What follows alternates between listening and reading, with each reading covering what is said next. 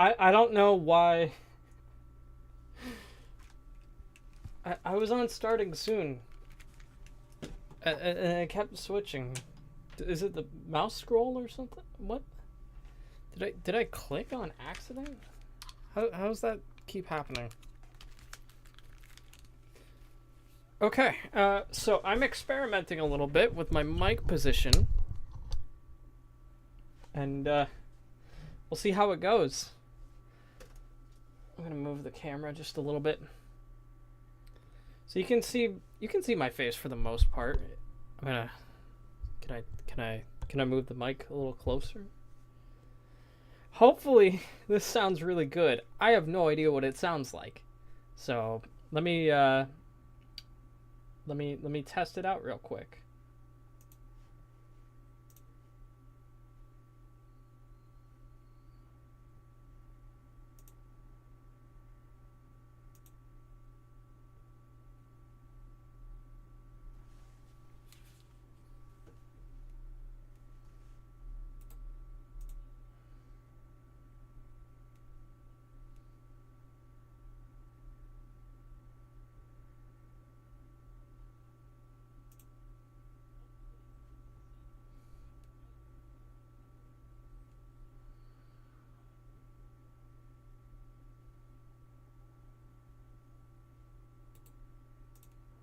Okay, I think that sounds pretty good. I I would have done this beforehand before I started the stream, but I completely forgot. So I'm gonna launch the audio for the game, and we'll see if it lines up. Hopefully it does.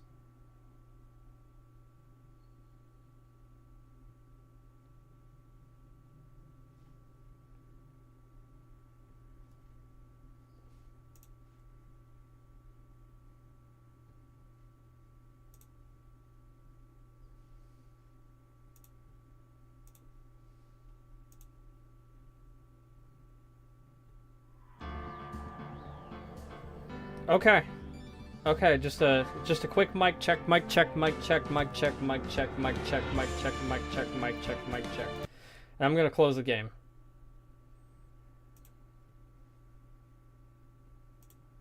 So I can hear myself.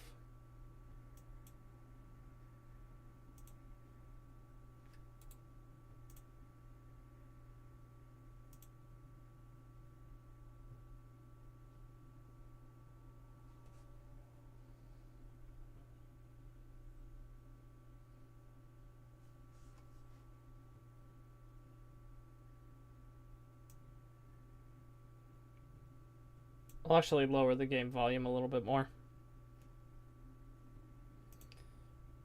I haven't done one of these live mic checks in a long time.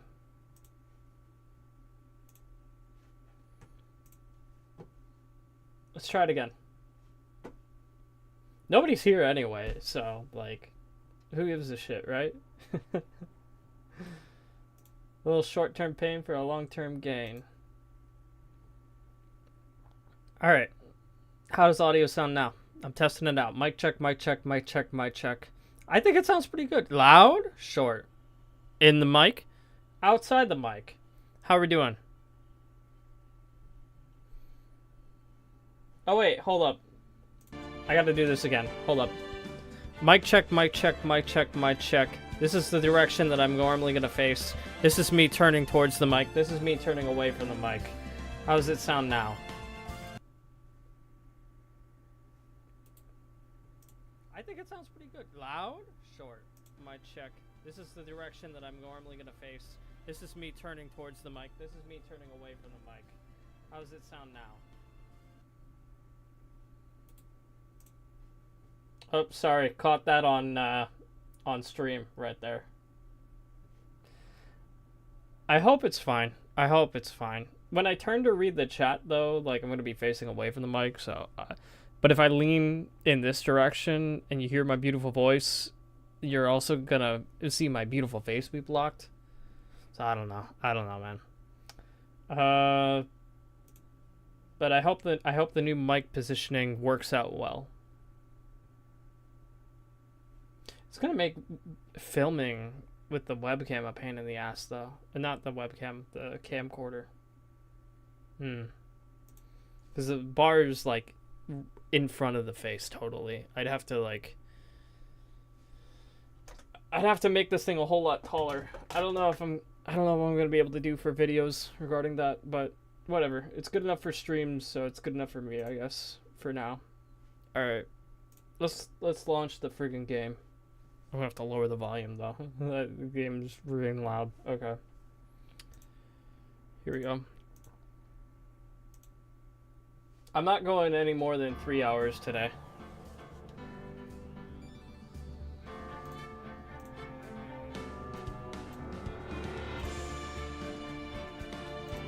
Okay. Hello everyone and welcome to the next stream. Phoenix Wright Ace Attorney Trilogy. We're going to episode 5. Rise from the ashes. Let's go, baby. Let's go, baby. How long has it been since the Edgeworth case? Oh, we got a little animation here.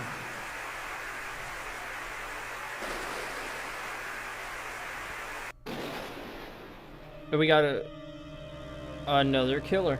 Why is it murder every time? It's murder every time. It's like Clue.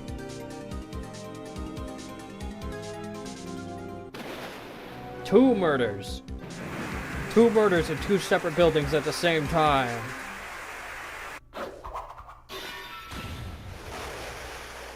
And the blue badger.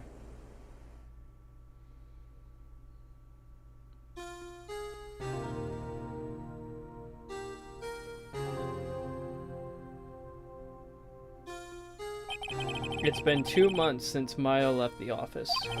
2 months without a single trial. I've had offers, but none I took. That is, until the day that girl showed up.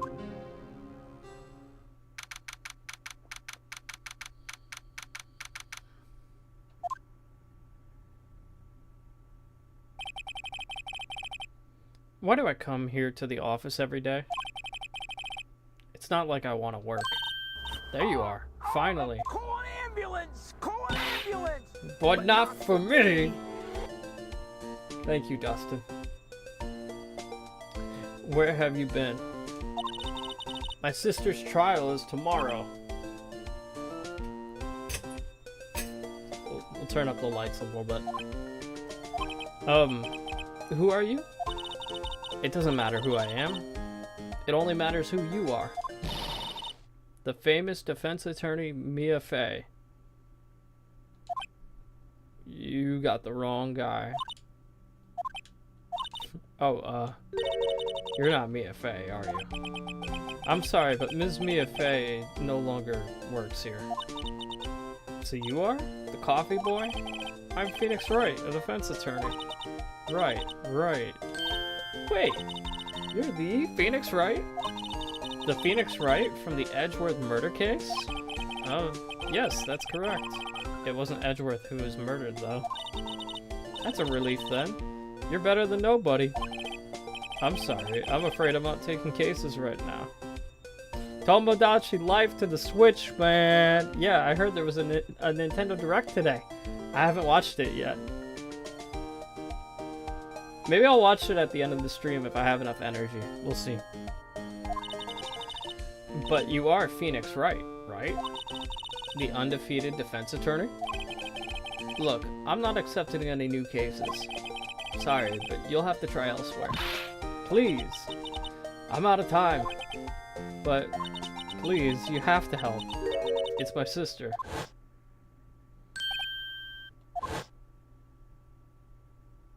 Deja vu.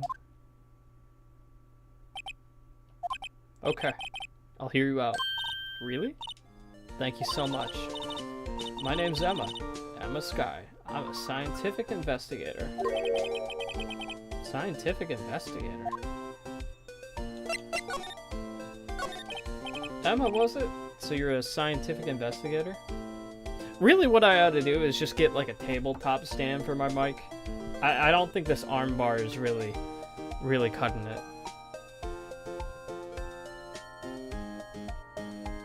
Was it really in his wish list? I didn't know he was a fan of Tomodachi Life. But I know there's a big Tomodachi Life fan base out there. And what was it? So you're a scientific investigator? Yes, that's right. Is something wrong? No, it's just you seem kind of jumpy. Or maybe just young? Young? I'll be 16 years old this year. Oh, she's only 15. Mine was 17.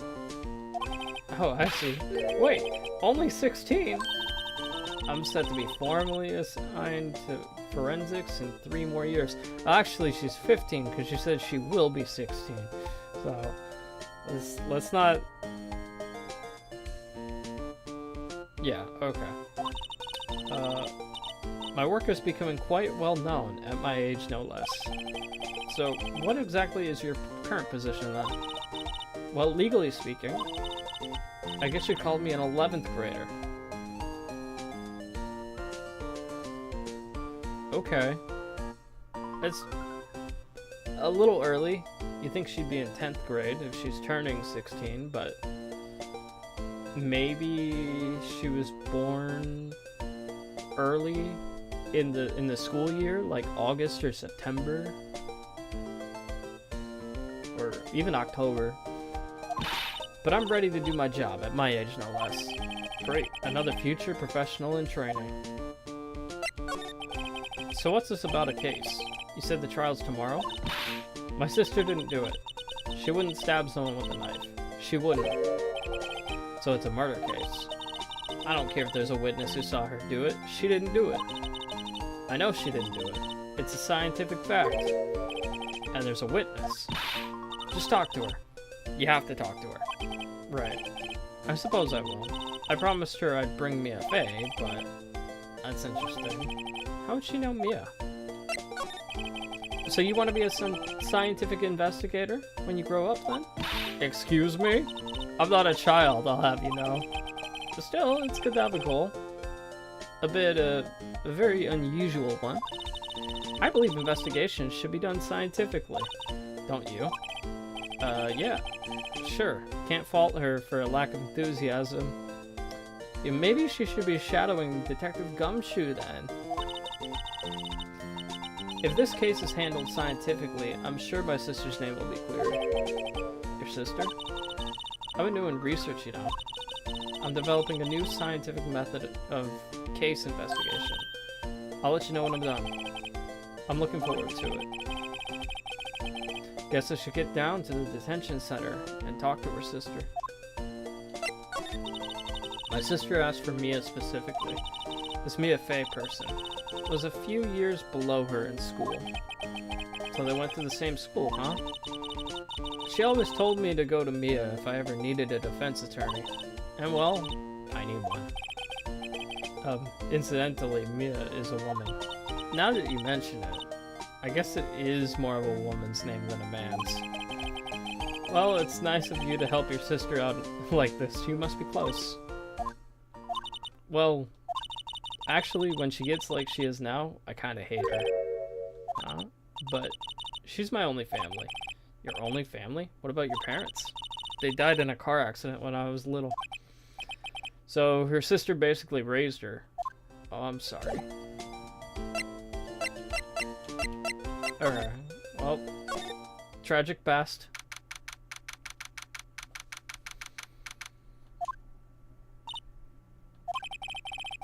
I wonder what's wrong with Emma. She got quiet all of a sudden as soon as we arrived. Guard? I thought I told you I didn't want visitors. Sorry, ma'am. It's just your sister. No excuses. Or did you not want to raise this year, Understood, ma'am. What was that all about? Hi, Lana.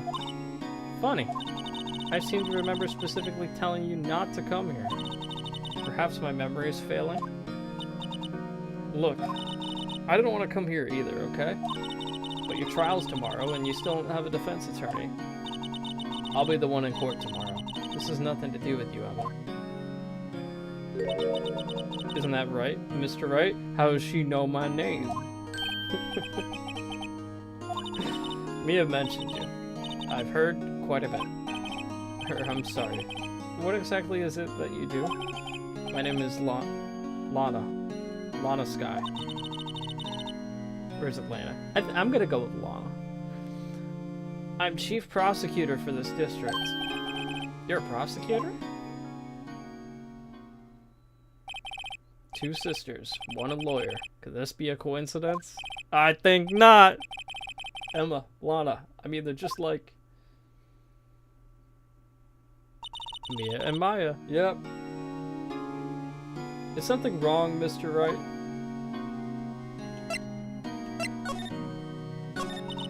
There's something you should know from the start, which is the suspect in this case has confessed to the crime. Huh? Wait, but the suspect is me. I did it. Well, Mr. Wright? Well, why don't you begin by telling me exactly what happened? The crime took place yesterday, February 21st, 5:15 p.m. That's quite specific. It was in the witness's deposition. Deposition? A witness clearly saw me committing the crime. My, that was a bit of bad luck, wasn't it? The crime took place in the underground parking lot at the prosecutor's office. The body was found in the trunk of my subordinate's car. Prosecutor's office, huh? Your subordinate's car trunk. Classy. I was arrested on the spot, caught red-handed, as it were. Well, that's just great. So, who was the victim? Can I make this closer? Oh man, then you really can't see me. Unless I move the webcam. But now I'm kind of like all the way over here. Can I change the angle? A little bit, yeah. Alright. I moved my monitor a little bit.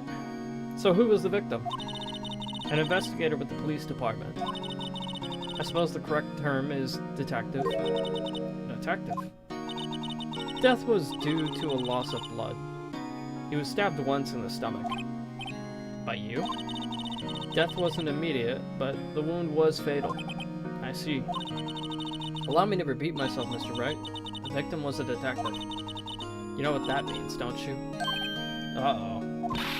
What? Mr. Wright, what does it mean? Well, it means the police department will consider it a matter of pride to have me found guilty. They will use any means at their disposal to do so. This case gets worse and worse with everything I learn. So you're the chief prosecutor? That is correct. I'm responsible for overseeing every trial handled by prosecutors in this district. I make sure the prosecutors have what they need to do the job and manage every aspect. Those are my responsibilities in a nutshell. That's an awfully large nutshell. Still, I'm a little surprised. You think you'd recognize the district's chief prosecutor, Mr. Wright? Huh? In fact, it seems impossible you wouldn't. Lana? What happened to your hand? Oh, this? I cut myself by accident. When I stabbed him, that is. Huh? I'm not very good at being a criminal, I suppose. How am I supposed to defend this? Time to change the subject. Wait, she was in the class ahead of Mia, wasn't she? You were in school with Mia, correct? A few years above her? Emma told you that too, didn't she? Well, why not? I did drag him all the way here from his office. Although it seems he has very little in common with Mia. It was in law school. I was in my 3rd year and she was auditing the class. She was different than the other students. Different? She was strong. She'd do anything to become a defense attorney. Anything. That was probably why she was attracted to me. Excuse me? Intellectually attracted. Lana was at the top of her class in school. I was the best there was. I'm doing pretty good in school too, by the way. Sounds a bit different when Emma says it. Well, Mr. Wright? Excuse me? As you can plainly see, I am admitting my guilt. I think it's safe to say There's no way you can take this case. None. But Lana. Why? Why are you doing this to me? You'd never think of anyone but yourself. I know you didn't do it, Lana. I know. So, how can you say that you did? If I lose you, I'll be all alone. I hate you, Lana. Mr. Wright? Yes. I believe our discussion here is ended. The rest, I leave to you. You mean you're requesting my services at your defense? Don't lose any sleep over it. Your client has confessed, after all. The case is over. Right. I'll do what I can to get to the bottom of this. Lana has confessed to the crime, yes, but something doesn't fit. It's that look in Emma's eyes. There's something else going on here, and I'm going to find out what. I'm sorry, Mr. Wright. Huh? About what? My sister. She's not always like that, you know. I just never expected to be defending another prosecutor again.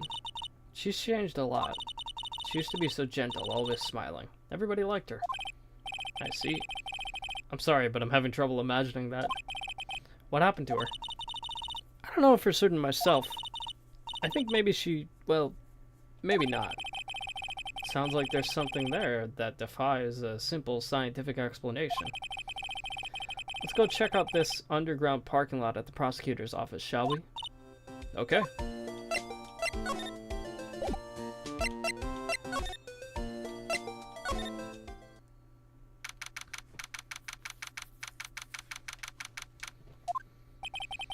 So this is the lot where it all happened. Looks like they're still investigating. Funny that my first visit to the prosecutor's office should be like this. Hey everyone, keep up the good work. Hey, what are you thinking? Well, they are going to be my coworkers 3 years from now, after all. No harm in saying hello. Actually, there is. You know, attorneys aren't exactly supposed to examine crime scenes. I'm trying not to stand out too much here, you see. Hey there. You expecting to go unnoticed here, partner? Is that Gumshoe? Partner? Oh, it's not Gumshoe, actually. It's a different detective. I forget about this guy. I remember this guy. Hold up, let's listen to his theme song for a moment. Partner.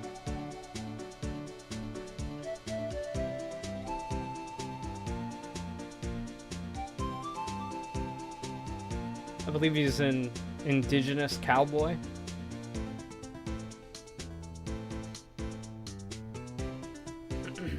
Oh, okay. I want to do a cool cowboy voice. I don't know if I have it in me, because my voice isn't exactly deep, but we're gonna try. What do we have here?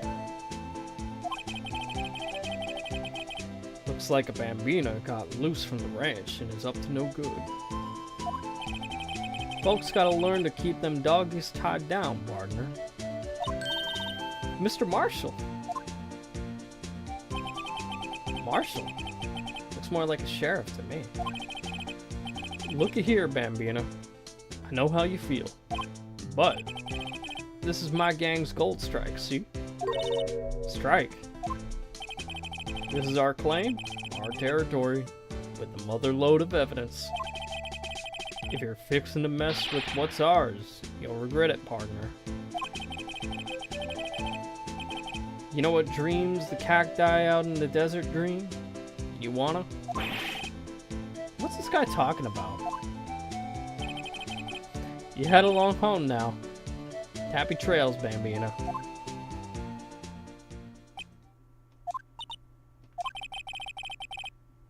Was that a hombre, a friend of yours? Actually, he might be of Mexican descent. Maybe not indigenous. Kind of, sort of, yeah. He's a detective. Who thinks he's a sheriff from the Wild West, it seems. They have some of the kookiest characters in this game, and I absolutely love it. There's a wallet on the ground. Excuse me, officer. Wait. What are you doing, Mr. Wright? What am I doing? I just found this wallet, so I'm handing it over to the police. I don't believe it. This is real basic. Anything at a crime scene is evidence. Let's be scientific about this, please. Just put it in your pocket. How is that scientific? Sounds like theft to me. I'm called to duty already at my tender age. Here, I'll teach you the trick to examining evidence in detail, okay? By the way her eyes are sparkling, I can tell she's been waiting for this. Okay, yeah, new function actually. Yeah, we can examine the evidence. You have to be sure to examine evidence carefully on all sides. Now, let's start examining from every angle. Oh, look. I think there might be a clue here. You should check it out with the press of enter. Or, in my case, the A button. This is an ID card. Sergeant Bruce Goodman. ID number 5842189. See? Well, isn't scientific investigation useful? I guess. Though I don't see what science has to do with it. Was this like DLC for the original game? Because it feels like an extra edition or something. It's hard to believe that this comes after in the base game. Let's be sure to examine every piece of evidence we find. I guess I gotta be on my toes from now on.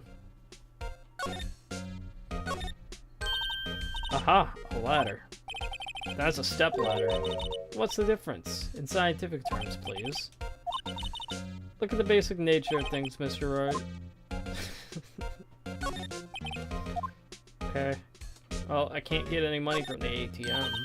Look, a door. This must mean something. I'm not sure doors mean anything. No, it won't open. A mysterious lock. I failed to see what's so mysterious about it. Mr. Wright, you need to learn to enjoy life more.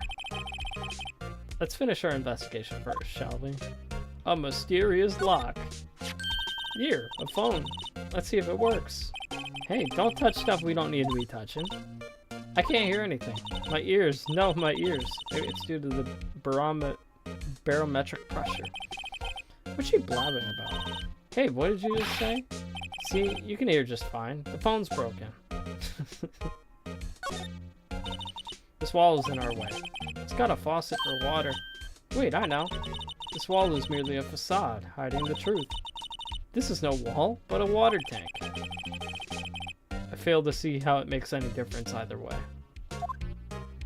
I found Kenny Omega in Like a Dragon Inshin as a DLC, his final move called One Winged Angel. Isn't that also the name of Sephiroth's theme in Final Fantasy VII? An oil drum. Looks like it's filled with water. It's heavy. I can't even budge it. The drum over here is on its side. Wait, I know. I'll hide it. I'll hide in here and do a stakeout. I think I'll probably just get arrested. In fact, you may not even have to hide in the drum to get arrested. What? I'm not suspicious. Yeah. Sure. Not suspicious. Not suspicious at all. This is where the cars leave a lot. The arrow on the ground makes it look more like an entrance. What are you talking about? It's plainly an exit. Well, maybe it's both. Kind of a dual purpose? Aha! The theory of relativity. What? Huh? I gotta write this down. Oh, Kenny Omega cosplayed as Sephiroth? That's funny. I really gotta get back into playing Final Fantasy VII Remake. I made it through a good chunk of the game, but I haven't finished it. I gotta write this down. Hey, Mr. Wright. Maybe, you know, was Mr. Relativity German? Or was he British? Mr. Relativity. Are you sure that was his name? Okay. I think we investigated everything here. Oh, hello. Look, a stylish glass-walled room. Very nice. You can see the whole parking lot from in there. It says security. Perhaps it's a cafe. Huh? Cafe security. Yep, that must be it. Let's check it out later. I hate to break it to you, but I think it's probably just a security guard office. You know, I scored a 97 on my science test the other day. Too bad they don't have a test for common sense. Okay. Slide to the right. Well, no time to waste. Let's get hunting for clues. I wonder what this is. Well, partner, looks like you got no intention of going home quietly. The sheriff. Like I said before, this here's our claim. You best be moseying along, unless you're fixing to bite the bullet. Could you just tell us one thing? Who owns that car? Well, well. The little filly's got a good nose on her. You want to know who rides that red Mustang with the body in her saddle, eh? Please. No problem, partner. About time for vittles anyway. Get yourself to the saloon up on the 12th floor of the prospector's office. Might just find a cerveza you like. Prospector's office? Where does this guy think he is? And when, for that matter? Okay, yeah, he's definitely of Mexican descent. Note to self. Look up Vittles, Saloon, and Cerveza. Maybe we should check out room 1202, the High Prospector's office. In any case, stay away from that car. You can look around here all you like. Just keep your paws off our claim. Right. Great. Great. Maybe there's some clues around here, Mr. Wright. Let's check it out. Excuse me? Were you two all set? Us? Oh, okay, it's a lady. What's this? She couldn't be... You're selling lunches? Here? This is a crime scene. Hello. Half and half, was it? Oh, thanks. And you, sir? Yes? Some crunchy goodness coming at you. Thanks. Interesting way of doing business. This area is off limits to anyone without clearance, especially passers-by. Or are you officers? No, but you. You don't exactly look like the type to have clearance. Well, that's hardly a way to greet someone. Even if my days as the cough-up queen are over. Cough-up, huh? You know, I'm feeling kind of full. Maybe I'll pass on the lunch. I'm quite connected to this case, you see. The images are burned into my eyes, you might say. Yes, all the sordid secrets. Secrets? Dear me, you are a slow one, aren't you? I'm referring to the murder. The stabbing of that detective. What? A witness clearly saw me committing the crime. You mean you're the witness my sister was talking about? Please, cough up clean. Tell us what happened. The name is Angel Star. Don't you go forgetting it. Or before you know it, I'll have you whimpering at my heels. Yes, ma'am. Somehow, I knew. Yesterday was a day of destiny. I knew something was gonna happen. Just like I know that daily special on Friday every week is salmon. Destiny. Was yesterday special for some reason? You're a defense attorney, right? You should know then. You should know the foul misdeeds of the evil ones who haunt this den of inequity. Evil ones. Prosecutors. They have no qualms at all about blackening the name of innocence. And yesterday they paid homage to the most evil one of all. They gave an award for King of Prosecutors. What a farce. So she's saying there was some sort of prosecutors convention yesterday.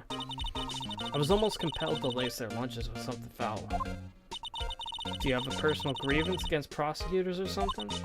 Or is there some kind of scientific evidence to this evil? Young miss, mock me at your own risk. You'll soon find out why they call me the cough-up queen. The most heinous of all the evil ones.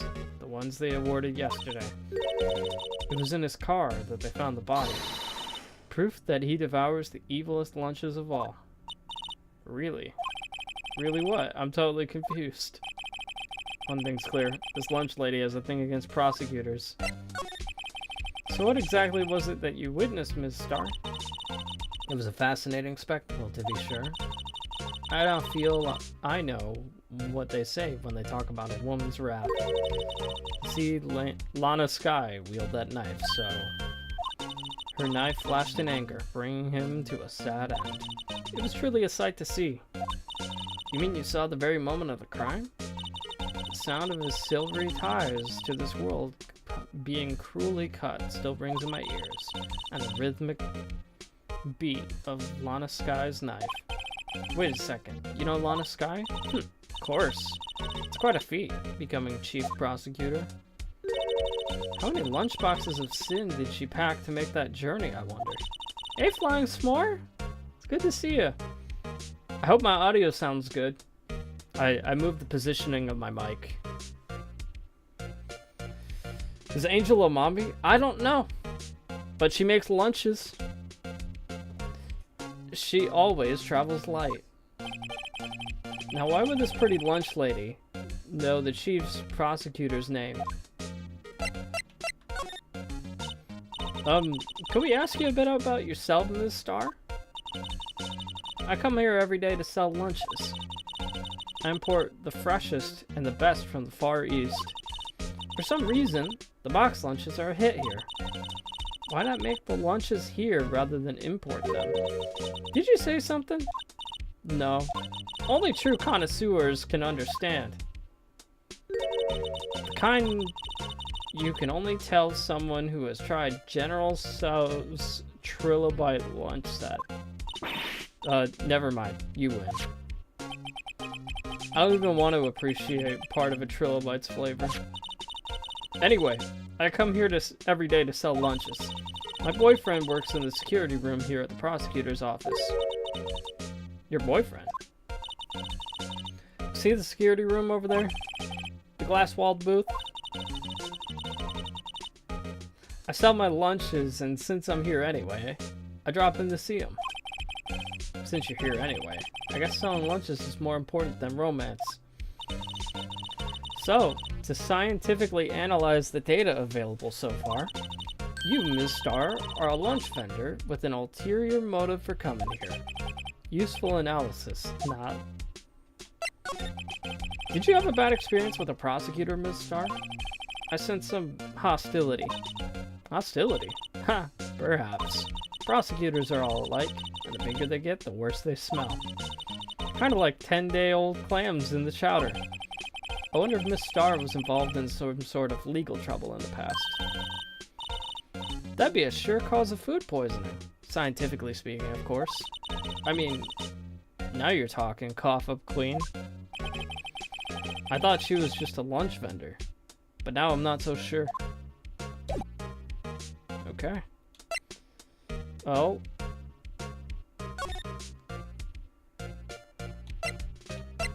I guess we're going to the High Prosecutor's office.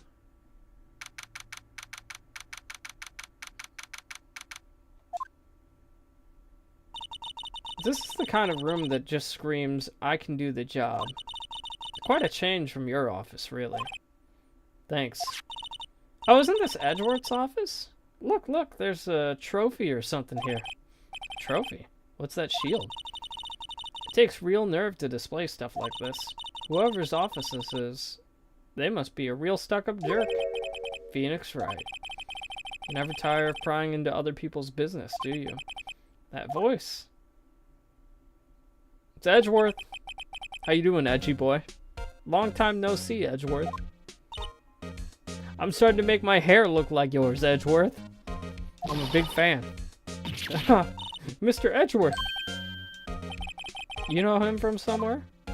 Of course. I'm his biggest fan. My sister introduced us once and... Right. Her sister is the chief prosecutor after all. Well, what brings you here? I'll warn you. I've been known to be a real stuck-up jerk. No. Did I? No. It was just Mr. Wright here. Hey, don't blame me. We're just here to investigate a murder case. Murder. A body was found in this nasty, bright red sports car in the parking lot. That would be my car. What of it?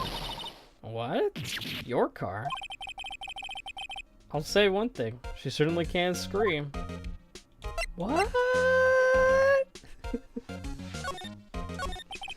So the body was found in your car. Go ahead, say it right. You think I did it, don't you? After you went through all the trouble to help me last year, no less. No, we don't think you did it. I mean, it was my sister who stabbed him. Wait, no, she didn't do that. I mean, wait. So you're the chief prosecutor's little sister then? Yes, sir. Emma Skye. It's nice to meet you again.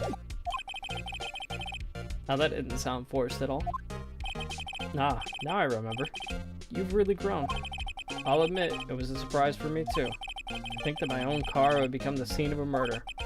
More surprising still, I'm being forced to prove my superior's guilt. I can understand. Wait, what did you say? Lana Skye is the chief prosecutor. The top prosecutor in the district. She can't prosecute herself, so I'll be the prosecutor at the trial tomorrow. You? Mr. Edgeworth? To be honest, it's a bit of a miracle I'm still here at all. What do you mean? Rumors. You've heard the rumors about me, haven't you? Miles Edgeworth. It's hard to remember a time when there weren't rumors about this guy. Forging evidence, arranging false testimony, illegal searches, you name it. So we got Edgy Boy represented again. Thanks to you, my innocence was established in the trial at the end of last year. However, there are some who say I'm the one responsible for the current incident. What? That's crazy. Some people need very little excuse to think ill of others. It's a fact of life, impossible to stop. But some of them even go so far as to present me with toys like this. They think it's funny. Toys? That bronze shield? There's gotta be a story behind that one. Chief Prosecutor Skye? Yes, we worked together on a case 2 years ago. It was my first big case. That's right, I remember. 2 years ago. I wasn't even a lawyer yet. Since then, I always felt that she was looking out for me. It appears I was mistaken. Mistaken? Why? I mean, I know she's not the warmest person. And I'm sure she felt some responsibility for you. Then, why? Why did she stab someone in the trunk of my car? Not only that, she stabbed him with my knife. What? Mr. Edgeworth, your knife was a murder weapon? To be specific, it was the knife I keep in the toolbox in the trunk of my car. Edgeworth's knife added to the court record. Edgeworth? What? Are you sure you didn't do it? Come on, you can't take a joke. You have a strange sense of humor, Mr. Wright.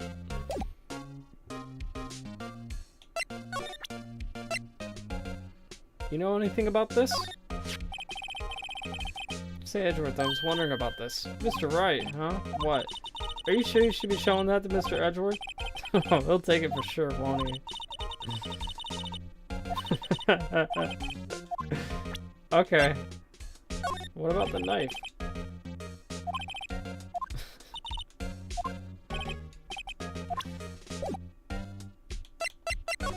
Can I examine a little bit? How about that trophy? I've been wondering. What the heck is this? It has a big K on it. Of prosecutors. Huh? What's that? This is the King of Prosecutors trophy. King of Prosecutors? It's a great honor. Extend that shield to the best prosecutor each year. What? So? So that K, that's... K stands for King? Yeah, you got a problem with that? I didn't design the thing. King of Prosecutors. Kind of like Employee of the Month, only better. Added to the court record for some reason. Wow, this jacket is even lacier than his usual ones. This must be a lucky trial jacket. I like your jacket, right? I've never seen him wear it. I'm sure there's a story behind why it's in a frame. Maybe I'll be naughty and take a picture. She's getting way too excited about this. My. What an amazing bouquet. Just right from Mr. Edgeworth. No kidding. There's a card on it. Back from the dead. Wendy. Wendy? I've heard that name somewhere before. And beside it, a giant steel samurai. Wow, I want one. Ah. There's something written on the bottom of this foot. Between a rock and a hard place. Wendy. Wendy. Is she Mr. Edgeworth's fiance? I don't think so. Oh, cute. What a pretty tea set. I go for more of the instant tea bags myself. Amazing. The drawer below is filled with packets of tea leaves. They're all sorted by place of origin and flavor. Look at this royal blend. What an exquisitely splendid concoction. There's such a thing as taking a hobby too far. Hey, a chessboard. I'm not too up on my chess, but it looks like blue's in a bit of a tough spot. The red knights have surrounded the blue pawn. Huh? Those horses are mounted knights. Their swords have really sharp edges. And check out that poor pawn. Its head is kind of spiky. Reminds me of you. Mr. Edgeworth must be an avid chess player. What's wrong, Mr. Wright? I just surrounded the pawn with spiky hair. No, it's nothing. I don't see the spiky hair, but sure. Well, these are all the case files. They're stacked up to the ceiling. There's even a ladder. Oh, I thought Edgeworth wasn't good with heights. You must have someone to get them for him. Strange. Why did I just picture Detective Gumshoe? You must study these case reports so closely. He's so cool. You wouldn't say that if you saw him sweating bullets up on that ladder. A work desk. It's quite tidy as one might expect. What a nice desk. Easy to use and easy on the eyes. It's polished so well I can see my own reflection. Strange. Detective Gumshoe again. Maybe I'll take that name plaque as a souvenir. No. He'll sue you. Don't. He'll sue you. Okay. Whoa! What a view. It must be nice to have an office on the 12th floor. I guess you would feel important. Incidentally, were you to jump out this window, the time until impact with the ground would be...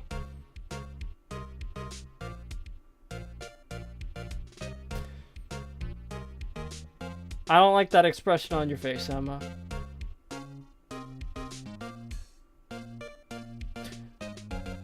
Why are you taking so much joy in calculating the distance from the 12th floor to the ground? And how long it would take if you jumped out? Why are you doing this? Got it! Approximately 3.23 seconds. That is not a lot of time. 1 Mississippi, 2 Mississippi, 3 Mississippi, splat. Nope. That's handy to know. I don't like that at all. That sounds like trouble. Mr. Edgeworth has such a comfy sofa. Sofas like this make me want to curl up and take a nap. I bet he pores over his case files here until the wee hours of the morning. And then he takes off his jacket, rolls up his sleeves, and goes to sleep using his arms as a pillow. I don't believe it. She's actually daydreaming about Edgeworth working. I bet in the morning he has sofa hair, and little creases in his cheek from the seams. He's so cool. Sofa hair is cool. Okay, that should be everything. But it's nice to see Edgeworth's office. And it's even nicer that he allowed us to snoop around.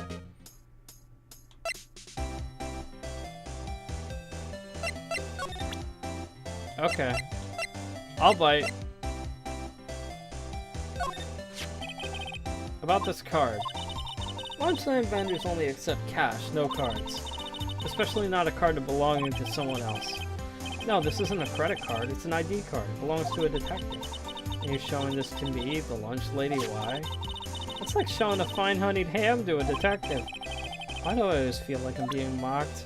Okay, well, this isn't helping me. I guess we could present the knife. Could you take a look at this? You! Yes? You said you wanted some hot tea, right? No, thanks.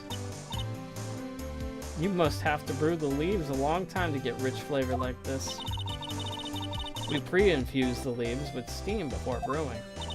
I knew it, so that's the secret to their aroma. Exquisite. The only thing I'm smelling here is wasted time.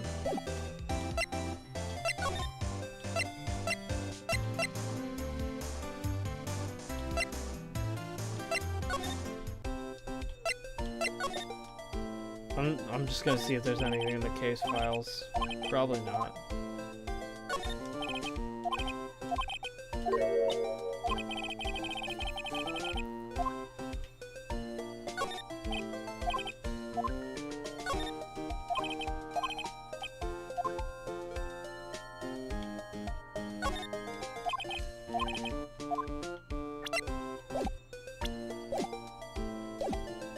Yeah, I didn't think there was anything here.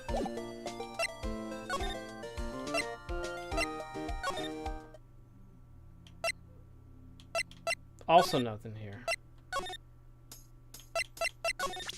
Okay, what about the King of Prosecutors trophy? You, yes. You said you wanted some hot tea, right? Okay, no. That's not it either. Oh, right.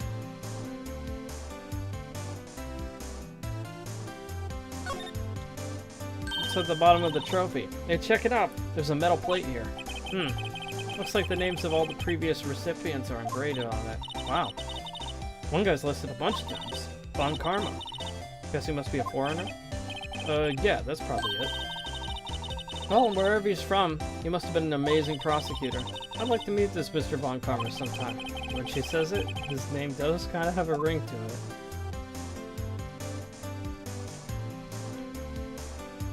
I don't think there's anything else here.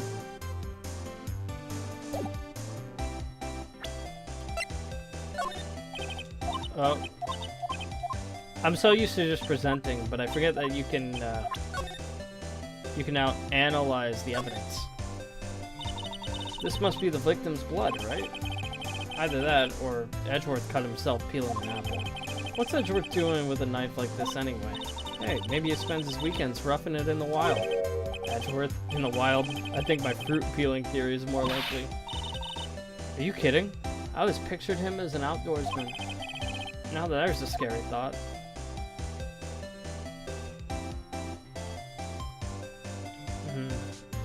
Nothing else here.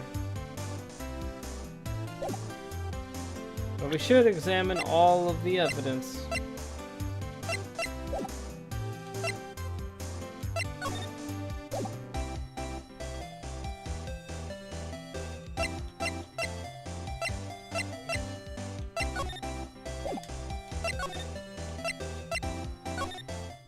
Seriously though, like, what else is there?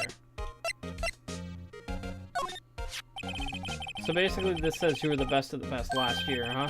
You can take that foolish grin elsewhere, right? I lost a day of work to receive that travesty. Why's that? I had to go to the police department to receive the broken shield. Police department? Yeah, right next to the police station downtown. You've been there, haven't you? Where Detective Gumshoe works? Yeah. I was wondering something about your shield. Why is it broken? What does it matter? I got more important things to worry about. Oh, right. He doesn't seem too concerned about his award, for better or for worse. Yesterday was a very busy day for the prosecutor's office. Maybe. We should ask him more about yesterday?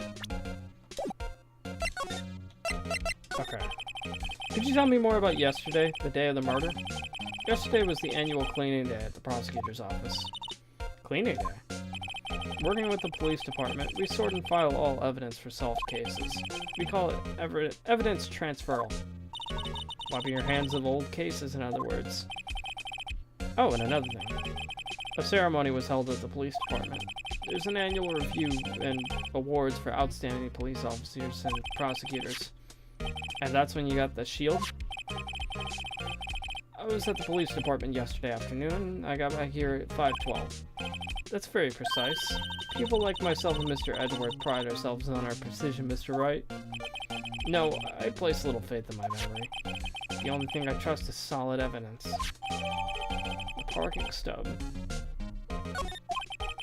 This is a parking stub from the underground lot. The murder took place around 5:15. So the murder happened right after you got back. What, right? I'd appreciate it if you direct that suspicious glare elsewhere. Oh. Excuse me, but is Mr. Edgeworth anywhere on the premises? I'm Edgeworth. What is it? I'm here, sir, at the request of the chief, sir. I've got your report, sir. Report? What? Did you find new evidence in the case against Chief Prosecutor Sky? I don't like the way this conversation is going at all. Sky, sir? No, sir.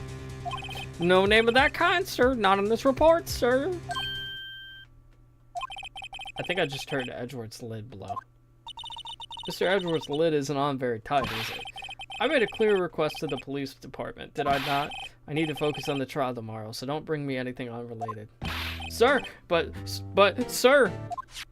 I'm just following orders, sir. They told me to bring this to you.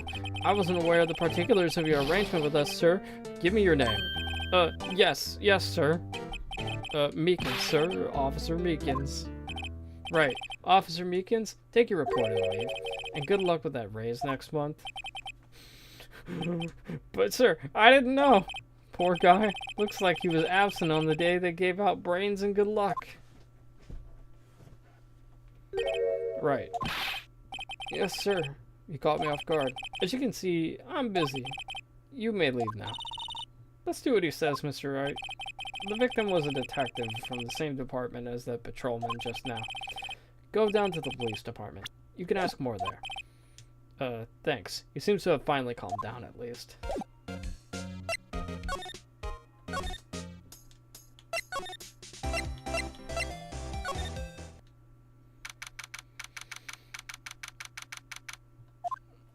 It's the Blue Badger! Woo! We're finally here. Why would they put the police department so far away from the prosecutor's office? Beats me. They almost took 30 minutes by taxi, and traffic wasn't even that bad. The police department, huh? I've only been to criminal affairs next door. Hold on, what's that? It's the Blue Badger! The mascot for the police department. Disturbing. Why does it undulate like that? Oh wait, I know. This is the Blue Badger. They're trying to make him the police mascot. Wow, Mr. Wright. You sure know a lot about the police. Still, he does seem familiar somehow. Forget the Blue Badger. Who's that next to him? Someone appears to be dancing with the Blue Badger. Uh-oh, he noticed me. Sure is running over here fast. Hey, pal! What are you doing here? That's my line, Detective Gumshoe. Specifically, why were you dancing over there? What? Well, at least he doesn't seem to be busy. This is our chance to get information. Hey, I'll have you know I'm a very busy man, pal. I'll give you one word of advice, pal. You better not agree to defend the suspect in this case. Why not? Huh? Well, it's just that the chief prosecutor has confessed to the crime. She says she summoned the detective to the prosecutor's office and she killed him. But what if she's not telling the truth? Yeah, well, no. Come on, pal. There's plenty of evidence against her. What if the evidence was faked? Hey, pal. Can I speak to you for a second? Huh? Me? Why is this little girl so peeved at me? She's a relative of the suspect. She's Lana Sky's sister. Whoa, the chief prosecutor's little sister? Just please investigate this case carefully, okay? Scientifically. Yes, sir. Oh, by the way, you might want to keep your voices down. You don't want to be overheard using words like faked. Huh? It's a sensitive issue with us these days. So, what are you doing here, Detective Gumshoe? Me? Oh, well, nothing really. They kicked me out of criminal affairs. Detective Gumshoe? What did they do to you this time? What do you mean this time? Then what happened? I know things are busy right now. I mean, with my sister's case and all. It's true. We've never had a chief prosecutor murder anyone before. Only the highest ranked people are being led into criminal affairs now. The lowest ranking guy in there is our chief of detectives. They're not letting any of us rank-and-file detectives in at all. None of you? I know this is an important trial, but isn't that a little odd? So anyway, I thought I'd spend the day getting the Badger dance down pat. Isn't there anything else you could be doing? The Chief of Police himself is directing this investigation, pal. And Officer Marshall was assigned to the underground parking lot. Officer Marshall. Now that I think about it, Emma did seem to know that Marshall guy. A patrolman in charge of a crime scene. It's unheard of, pal.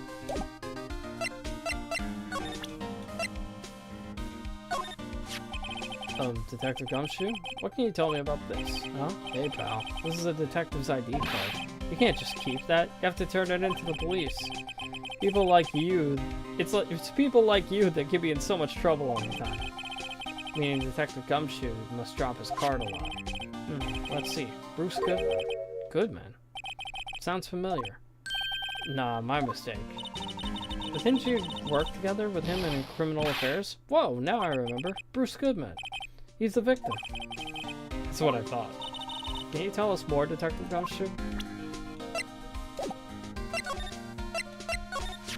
So, this ID card belonged to the victim? He was a detective, like myself. Detective Bruce Goodman. Don't you think it's strange? I mean, why would the victim's ID card be lying on the ground where we found it? Well, Detective Goodman should have been at the police department yesterday. There was an evidence transferal for a case he handled 2 years ago. Evidence transferal? Mr. Edgeworth mentioned that too. But Detective Goodman was killed at the prosecutor's office. Well, that's the thing. It's hard to say this, but word is that the chief prosecutor called him out there to the parking lot, and Lana's confessing as much.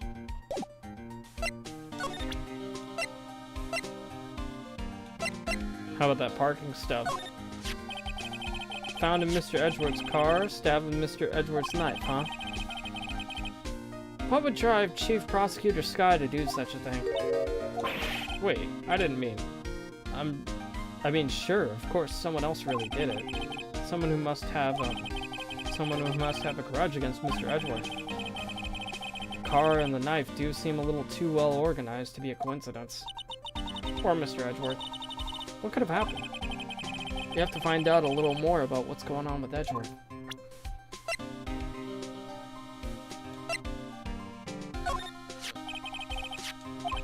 Same thing.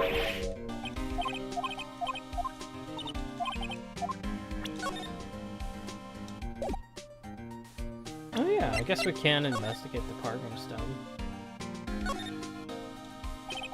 Miles Edgeworth, 1712. This is dated at the day of the crime. The murder took place 3 minutes after Edgeworth parked his car. If only he was held up a couple extra red lights, he wouldn't have been caught up in this whole affair. Perhaps. Just goes to show you never know what will happen when you run a little right. Yeah, that is true. Nothing on the other side, though.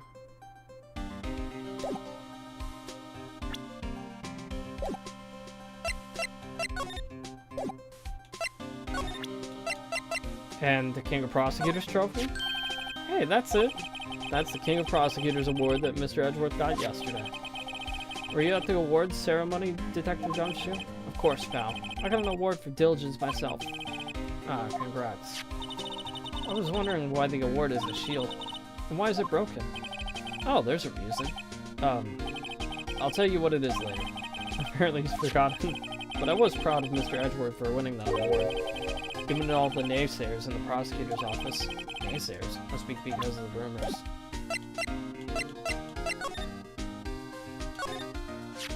I was wondering about that. What? The Dancing Blue Badger? It's my masterpiece.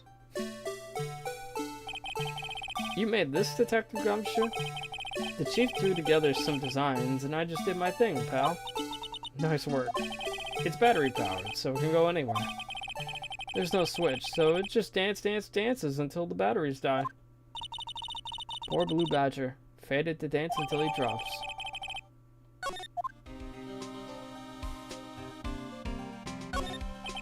The usual wanted posters are hanging up on the bulletin board here. You know this face? If you do, dial 911. You know, Mr. Wright, I always thought it was kind of funny. I've never seen anyone that looked like these people in the posters. They hardly even look human. She has a point. Look at that patrolman saluting the other guy. He must be a detective. And then I said, hey, you do that, your soup will get cold, buddy. That's hilarious, sir. I laughed so hard I cried. I guess he wasn't saluting, he was wiping tears from his eyes. They make a good pair. Mr. Wright, do you know why patrol cars are painted black and white? No idea. Why? Well, I think they're designed after a panda. A panda. Not that I have any scientific proof. It's just a theory. Do you mind asking me how you came up with that theory? It was when I was on a school trip. I saw a patrol car and it came to me. We've been at the zoo, see? What about zebras? Do they not have those at your zoo? The banner here is announcing the crime-fighting campaign. Nice slogan. I wonder if they'll be selling fingerprinting sets. I don't think it's that kind of campaign. What family wouldn't want a set at home? It's good for finding out who snuck into the cookie jar. I think most families can figure that out without the extra help. I always get excited when I come to a police station. Why is that? It just feels like I've jumped into a movie. Huh? You know, with all the police and criminals. Well, I don't know if this is all that exciting. Sure it is. Look at those two officers over there. They're probably talking about the latest bust. Funny. I thought they were talking about the weather. The detectives in there look pretty busy. Just imagine, right now, just behind those doors, a police drama in action. Somehow the thought fails to excite me.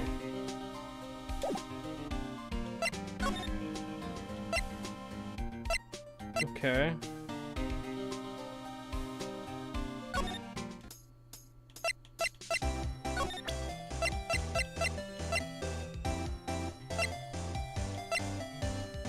How about the blue badger?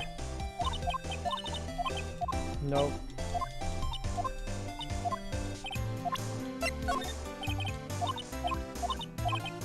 Still nothing.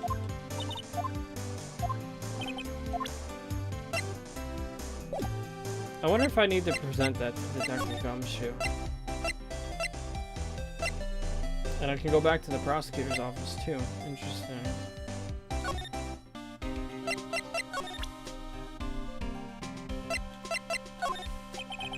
As a detective, I have to keep my mouth shut on that one.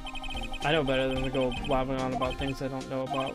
But you know all about the blue badger.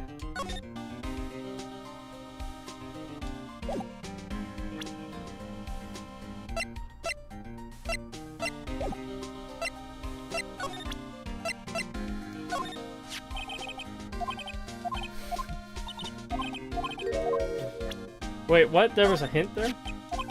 Probably about the ID card.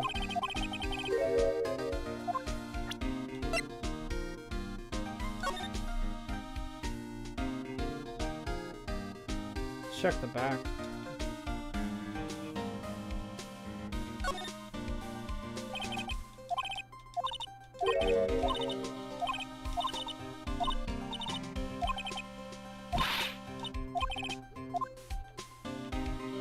Okay, yeah, nothing new there.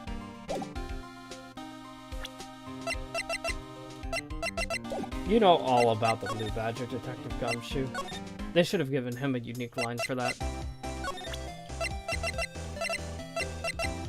I don't think the parking stop's gonna do any good either. Yeah.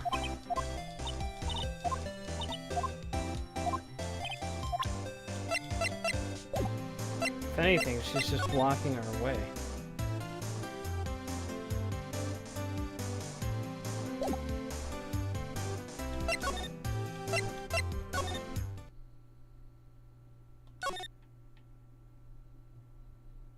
The chair. Okay. Whoa. Yep, okay. We already did that.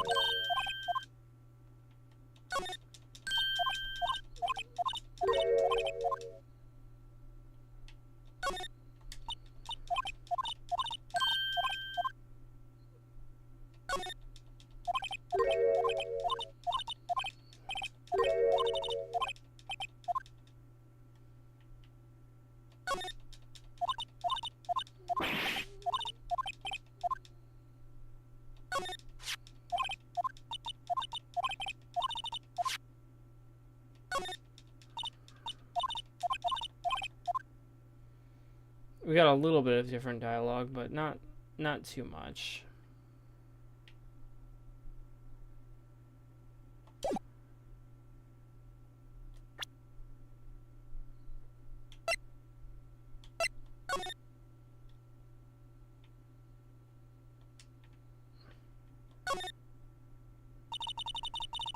So this is what the back of the badge looks like. I always thought it had a safety pin. Each badge has a number carved into it. That way you can tell what attorney it belongs to. You mean you couldn't lend your badge to anyone? No, I'd be found out right away. Well, that's no fun.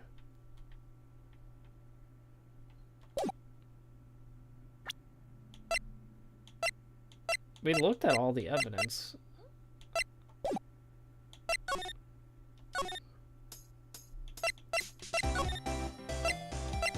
Can we go back to the detention center? No, we can't.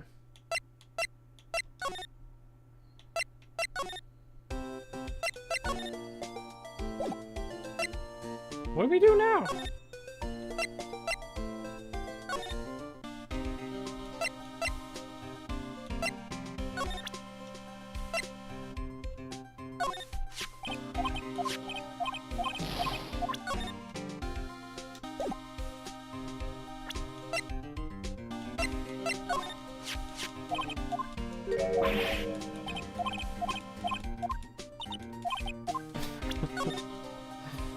A little gassy.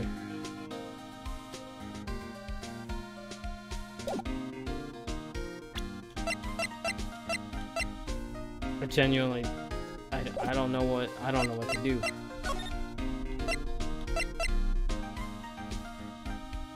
How did I miss that? Okay. He's in a tough spot again. Again.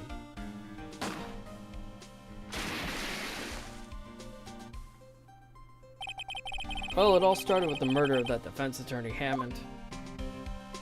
But Mr. Edgeworth was found innocent. Listen, pal.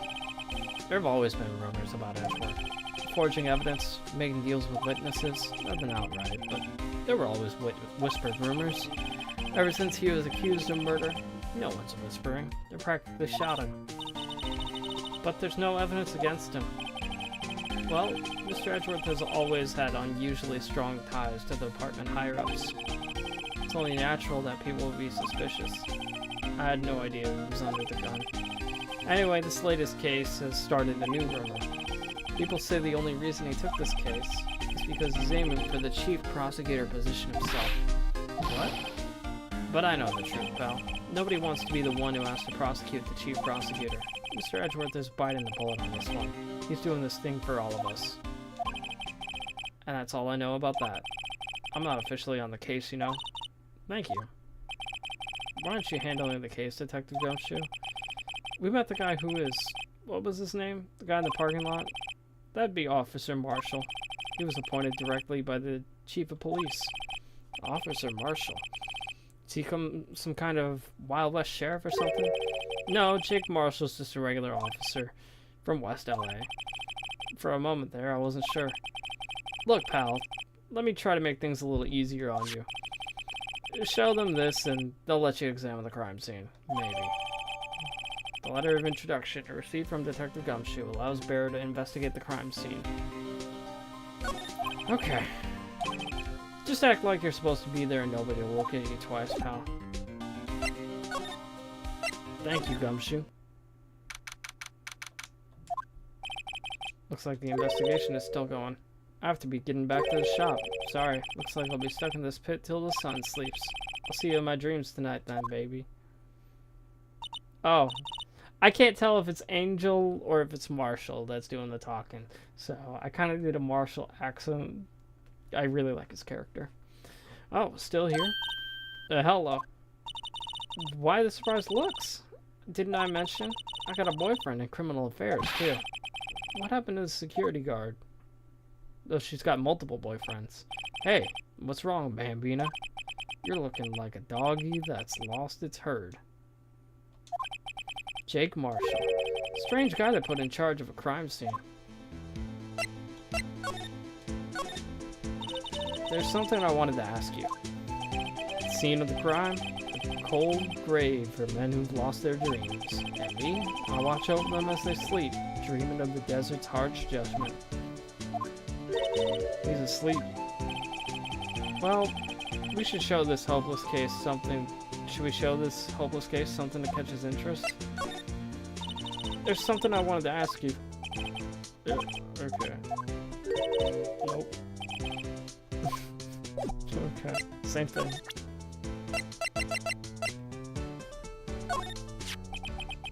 Would you mind reading this for me? What's this? I warn you, fan letters to me go right into the spittoon. It's a letter of introduction from Detective Gumshoe. May we investigate? Gumshoe? Oh, that old cow dog? You holding a birthday party or something? Huh? Look, where it should say letter of introduction, it says invitation. Ah, I think he just miswrote it. Wait, why am I getting all defensive here? No worries. This proves it's from Detective Gumshoe better than a blood test. I guess I better let you in then. Thank you, Officer Marshall. Oh, that's right. He's a patrolman, not a detective. Which reminds me. Wait a sec. Isn't a crime scene supposed to be handled by a detective or higher? Well, folks, clues are calling. Welcome to our gold strike. Be like the settler. Strike for the lands unknown. Manifest destiny. Let's have a hootenanny. Note to self, police investigations are like settling land. Well, Mr. Wright, what do you say? I say I won't be needing this anymore. Detective Gumshoe's letter of introduction crumpled and discarded. Very nice detail right there. Officer Marshall, could you tell us more about the victim? Good men always die young. Remember that part. Could you be a little more specific? Bruce Goodman. He was a detective, right? Well, well, aren't you a feisty doggy there now? Detective Goodman was stabbed here at 5:15. The smiling Madonna told me the tale. I think he means the witness, Ms. Angel Star. One stab to the chest. A fine piece of work. This here's the autopsy report. Goodman's autopsy report added to the court record. Was my sister involved with the victim in any way? Funny you should mention that, Bambina. Chief Prospector Sky and Detective Goodman had nothing in common at all. Nothing in common? They apparently worked together on a case a few years back, so there's no motive. Goodman wasn't a particularly gifted detective. That's one reason he didn't do much work with the Chief Prospector.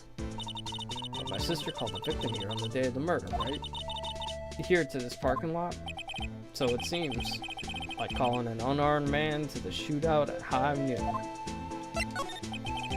I don't mean any offense, but Officer Marshall, you're a patrolman, right? Not a detective. You calling me out? They shoot you for that in Texas. Huh? I was one of them fancy shoot detectives till 2 years ago, to tell you the truth. Oh, really? Now he tells me. But you're a patrolman now, so how can you be in charge of a crime scene? Nothing gets by you, does it, Bambino? So why are you in charge? No reason. We're just short on hands right now. I'm keeping an eye out in the meantime. That's odd, though. Detective Gumshoe was saying he had nothing to do. Nothing important, at least. He's nothing but a sad old cow dog that can't find his tail. Maybe it's because he runs with that Edgeworth, Edgeworth? That cow dog's been kicked out of this cattle run by order of the chief of police. Just, he don't realize it yet. Detective Gumshoe kicked out of the investigation? So how about Goodman? Some kind of police passport? This is Detective Goodman's ID card, strangely enough. He found it a good distance away from the crime scene. Good distance in this rat hole? You want distance, get yourself to Texas. This is a tiny little crime scene in a tiny little town with tiny little evidence. What difference does a few yards make, compadre? Note to self, if you encounter suspicious evidence, think of Texas. There's no better way to study than to hang out with the pros. I think she's getting all the wrong messages. Alright, compadre, count to 3, huh? You gotta do that if you're gonna draw evidence on someone. That's what we do in Texas. Remind me never to visit Texas. Ah, a toy shield. Suits the boy well. What exactly could you shield with that? Toy knight, maybe? Officer Marshall, don't you have anything good to say about Mr. Edgeworth? You don't like him, right? We get the point. You know, when I was a detective, I got one of these. Let me guess. Did it have a K for King of Detectives on it? Hey, they could use the same shield over and over. Note to self, the prosecutor's office and criminal affairs are surprisingly cheap. You know it. They've gotten cheaper with every passing year, I tell you. 5:12 p.m. Prospector's Wright's red steed came in at a trot, real slow like. A trot? My Madonna tells me the crime occurred 3 minutes later, so it seems the chief prospector was lying in wait. Maybe waiting for her prince to ride in on his bright red horse. So what you mean is the killer intended to use Edward's car all along. Alright, compadre, count evidence. I don't know if that's evidence, but sure. Oh yeah. Name of deceased, Bruce Goodman, 36, male. Date and time of death, February 21st, between 4 and 5:30. Cause of death, loss of blood from the chest wound. Assessment, wound caused by a 4.5-inch knife. A single stab wound was found. Alright. Let's slide to the right and actually investigate this car. This appears to be the car where the body was found. Looks like the lock on the trunk is busted. Crime took place in the underground parking lot at the prosecutor's office. The body was found in the trunk of my subordinate's car. Quite a luxury car. It just screams I have money to burn. Yeah, prosecutors get the big bucks.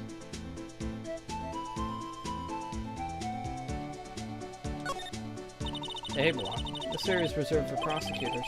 Defense attorneys are relegated to B block. I dream of the day when I would be able to park my car here. I'll go over to B block to buy my hamburgers from you, Mr. Wright. I'm not planning on giving up my job that soon. Ooh, there's a cell phone. This looks like a cell phone. Scientific analysis would suggest this belonged to the victim. I can't think of anyone else it could belong to. What's so scientific about that? Should we check it out? Yeah, absolutely. Right, let's check it out. I'm not even touching anything.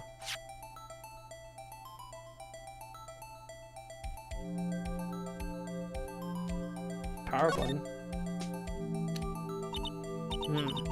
This phone's still on the redial screen.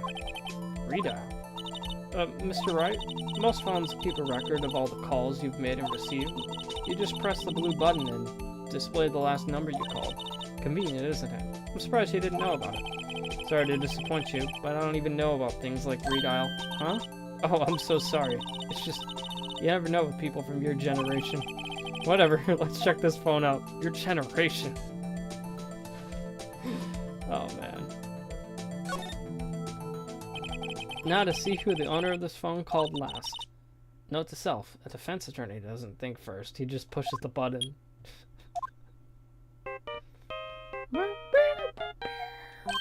Hey, that song. I know that. Hey, what's going on over there? Oh, sorry. I see you, partner. You pressed redial on that there phone, didn't you? Well, yeah. Whose phone is this anyway? It was on the ground over there. Whose is it? That belongs to Chief Prospector Sky. What? It's my sister's? She apparently dropped it when she was taken into custody right after the crime. Look, the last call she made right when the murder occurred. Looks like she was fixing to call someone. Except she only spoke for a few seconds according to this. Who did she call? No idea. Sorry, partner. Now I got a question for you, partner. I heard a phone ring just now. One of those newfangled ringtones. Oh, that? Oh. Sorry, that was my phone. What? Your phone? Yeah, it's kind of strange, but someone called me right as we picked up the other phone. A wrong number. I hope you're not lying. They shoot you for that in Texas, partner. Uh-oh. I've incited the wrath of the Lone Star Patrolman. Cell phone added to the court record.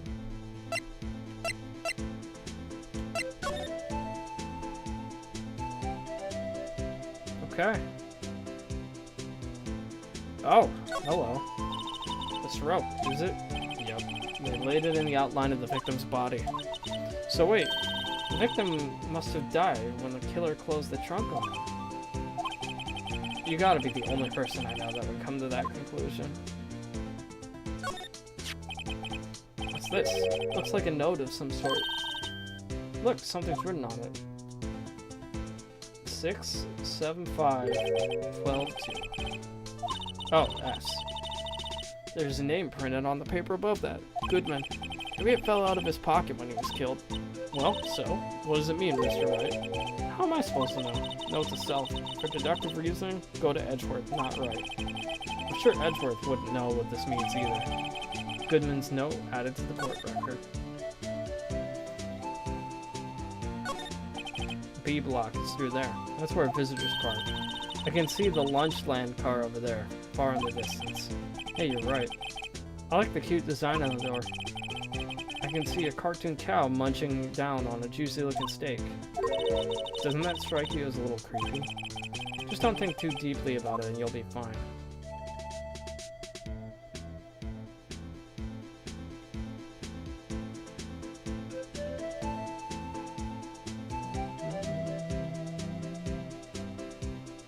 I do love that Wild West music.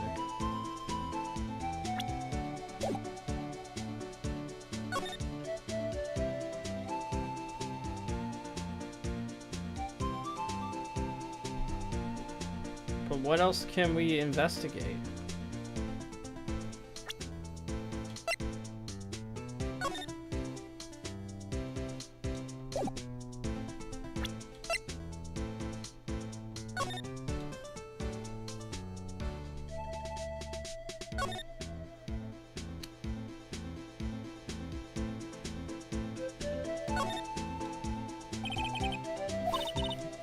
There's no need to push it again.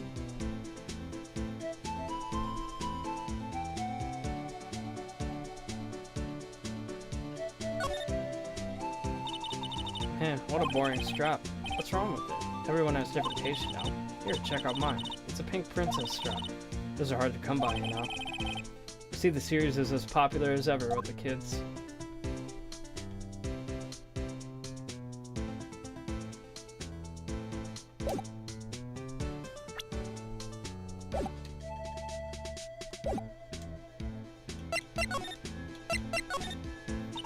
So, there's no connection between Detective Goodman and my sister. That's correct, but there's a goldmine of evidence against her. And the prospector tomorrow is none other than Edgeworth himself. I'm afraid your sister's fate is decided, Bambina. Many condolences. Officer Marshall. Yeah, Bambina? How can you say that? You and my sister, you are... Is there something between this cop and her sister I don't know about? I apologize, Bambina. Something must have gotten to me. Maybe it's that dry wind that's a-blowing through the prospector's office. Dry wind or ill will, someone's up to something here, but who? Suspicions about Mr. Edgeworth have been flying around for nearly 2 years now. Forged evidence and arranging testimonies, you mean. He was unbeatable because he did whatever it took to win. Unbeatable, that is, until he met you. The rumors are just rumors, aren't they? These are prosecutors we're talking about. Evidence is everything to them. If you follow the rumors about Edgeworth to their source, you'll find one person. But they're off limits. Untouchable, you might say. One person? Who?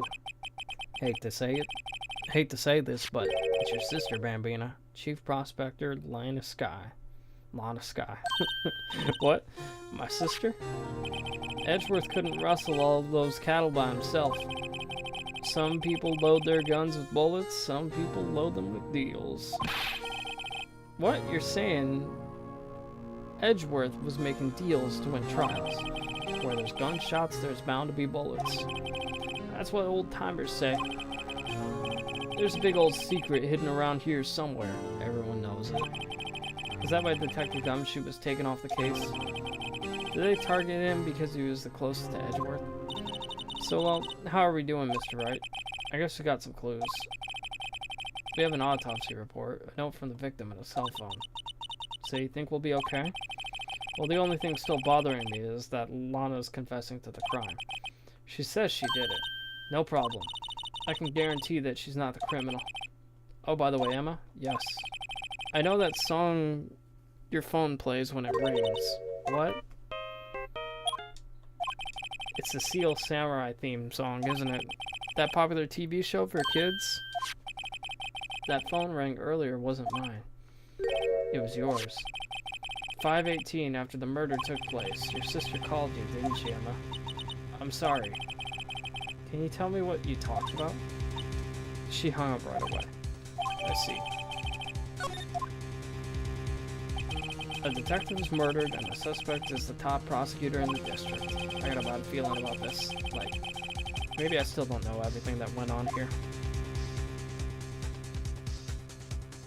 Oh man, that was long. That was a long introduction, man. I said I was only going to stream for 3 hours. It's already been an hour and a half.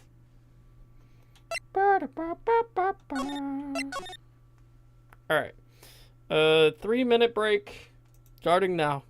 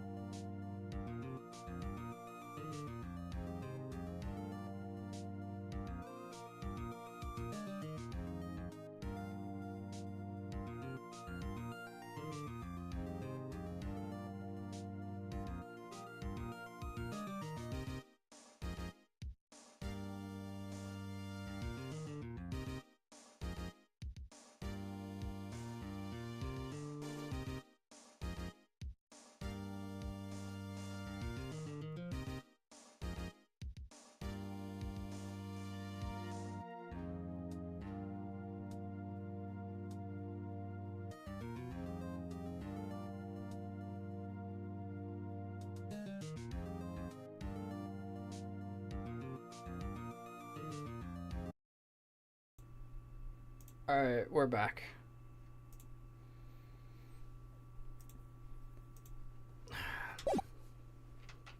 The trial must go on. February 23rd, 9:34 a.m. District Court, Defendant Lobby number 2. I got my southern accent on. How did the investigation go yesterday, Mr. Wright? Frankly, there's still a lot of gray areas. Or rather, the whole thing is one big gray area. Don't worry about me, no matter what the outcome. I'm ready to accept my fate. I believe in you, sis. Mr. Wright, let me offer you a word of advice. Yes? A defense attorney should never believe their client. The defendant is called to the trial because they are suspected of wrongdoing. Never forget that. Miss Sky, you remind me a lot of Mia. But there's one decisive difference between you and her. And that is, you're not a defense attorney. I believe it's almost time for the trial. Good luck, Mr. Wright. My first trial without a Fae helping me. No one's gonna bail me out this time. I'll be alone in there. So I have to discover the truth all by myself. Let's do it, Mr. Wright. I'll be with you the whole way. Maybe not by yourself. Alright, here we go, baby. The court is now in session for the trial of Ms. Lana Sky. The defense is ready, Your Honor. The prosecution has been ready for a while, Your Honor. It's been 2 months, but I haven't been in the courtroom since his trial.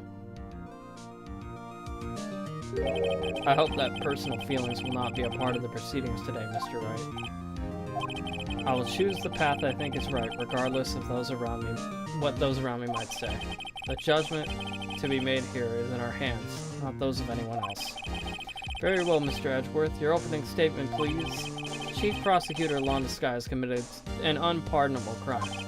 Not only this, but she was rash enough to commit it in the prosecutor's office lot. Wow. She's much more forceful in person. I suddenly feel like confessing to everything. However, she will now pay for her rashness with her life. There was a witness to her crime. A professional witness. Well then, call your first witness, Mr. Edgeworth. The prosecution calls its first witness, Ms. Angel Starr, to the stand.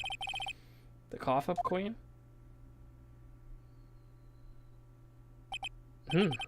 Haven't I seen you somewhere? You ordered the caviar lunch, right? Oh, caviar. I've never even caviar before. The judge is really wolfing it down. And for you, I have a fiesta bowl. Thanks. Will the witness state her name or profession? Ah, you, sir. Did you order the fingerprint lunchbox? It is too early for lunch. Your name and profession, please. Well, Your Honor, how does it taste? So this is why everyone raves about caviar. It's so tasty it hurts. I always thought caviar would taste like pickled tapioca. What the heck does pickled tapioca taste like? Name, profession, now. Me? The name is Angel Starr. Don't go forgetting it. I find myself running Lunchland these days. Is that what you wanted me to say, Mr. Edgeworth? Very well, witness. Please describe the incident to us. The prosecution will wait. I'm not finished eating. Hurry it up. Very well, Mr. Edgeworth. As you know, we usually call on the police to provide a description of the crime. Your Honor, as Mr. Edgeworth has said to the court, I am a professional. Uh-huh. What exactly does that mean? Until 2 years ago, Ms. Angel Starr was a special investigator with the police. She was a first-rate homicide detective. What? Ms. Starr was a detective? I know who you are. Kaffa? Kaffa Queen Angel Starr, Your Honor. Long time no see. Very well. You may continue with the description, Ms. Starr. Just who is this lady? If I might have the court's attention over here. The parking lot at the prosecutor's office is divided into 2 blocks.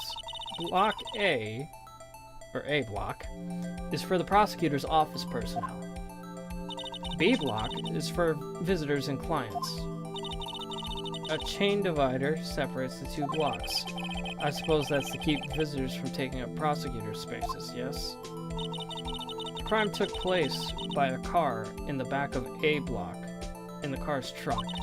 The killer stabbed the victim with his knife and went to drive the body out.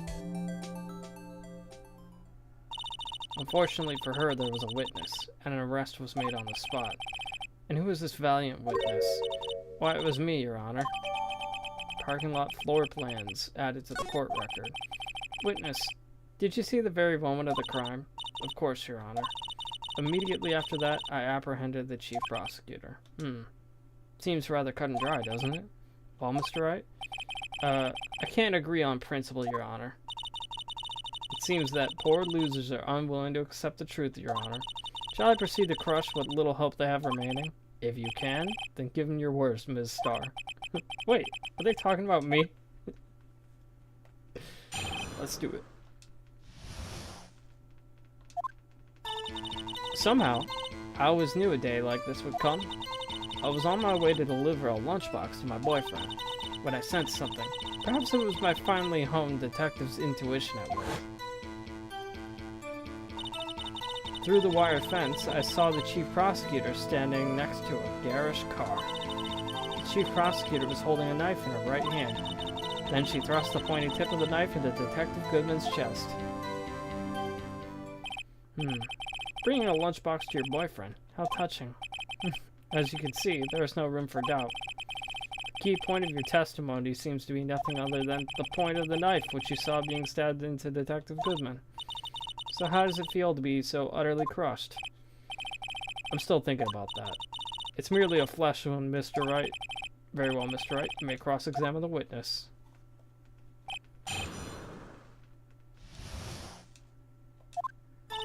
Somehow, I always knew a day like this would come. How did you know? I respect the prosecutor's basic abhorrence of crime, and yet their methods are ugly and twisted. Twisted methods will always lead to tragedy. The lunch lady's uninformed opinion is duly noted. Given that they are used to erase inconvenient evidence at their whim, killing off a detective that knew too much is merely an extension of that. Miss Starr, do you have something personal against prosecutors? I felt that I found my dream job when I became an investigator, and if I hadn't been laid off by those prosecutors over there, I'd still be one. Laid off? She was fired. To me, prosecutors are nothing more than worms. That said, I am a pro, you know. My testimony is unbiased and flawless. Very well. You may continue, Ms. Starr. Oh, definitely not unbiased. I was on my way to deliver a lunchbox to my boyfriend. This boyfriend, he's a detective? Not that boyfriend. The security guard. That boyfriend? You have several? Yes. This boyfriend, that boyfriend, and the other boyfriend.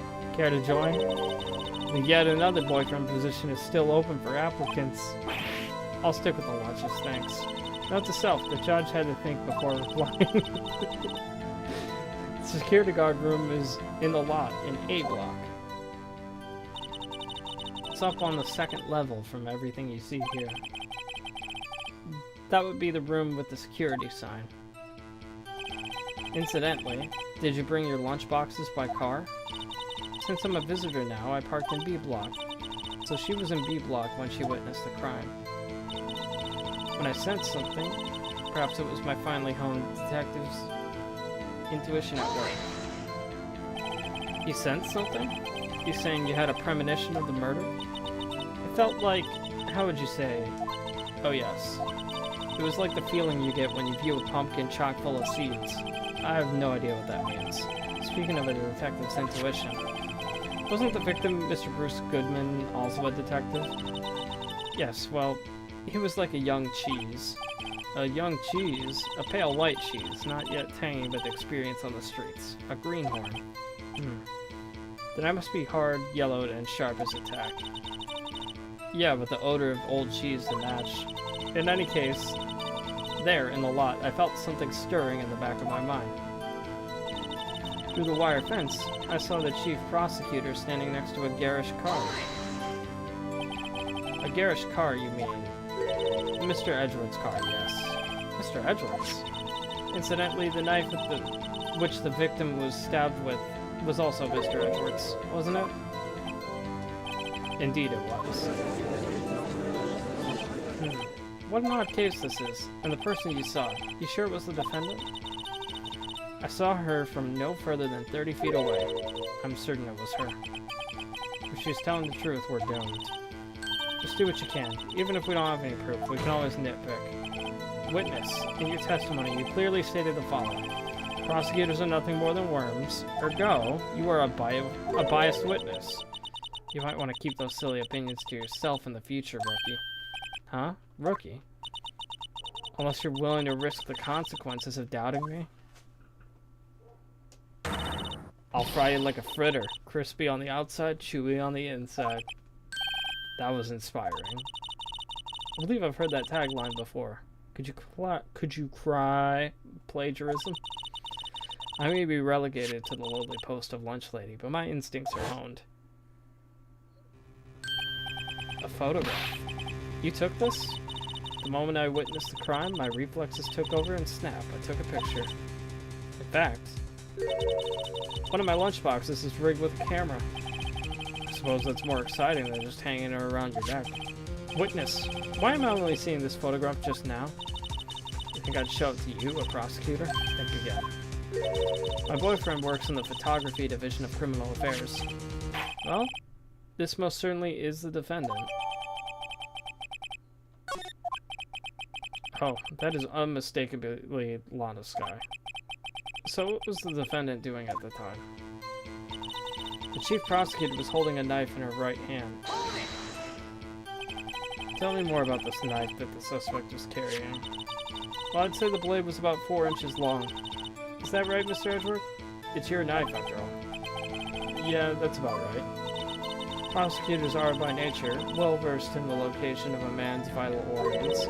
I'm sure it was easier than boiling an egg for my salad surprise set.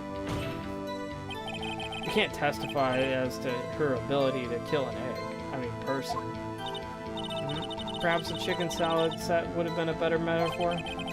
So the defendant was holding a knife. What then? Then she thrust the pointy tip of the knife into Detective Goodman's chest.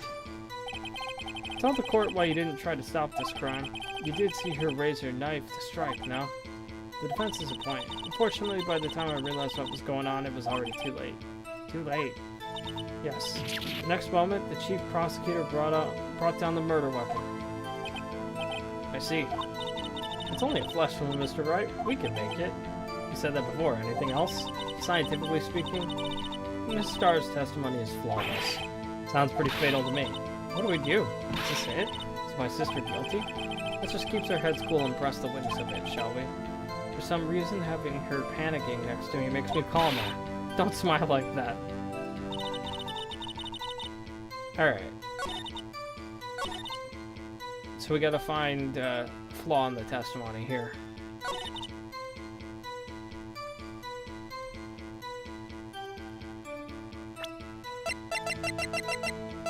I want to check the floor plan real quick. Yeah, it does look like there's a fence there.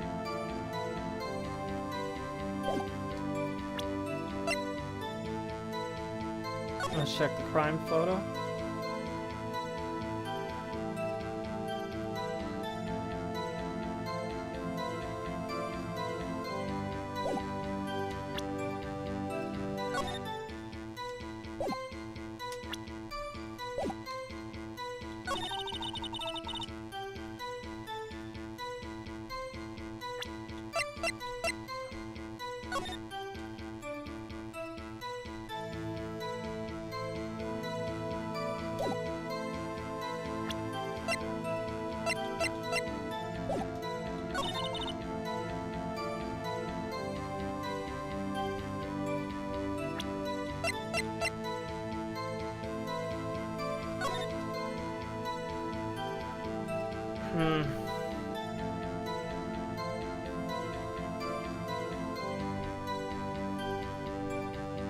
I mean, it looks like the blood is more so on this location, right here.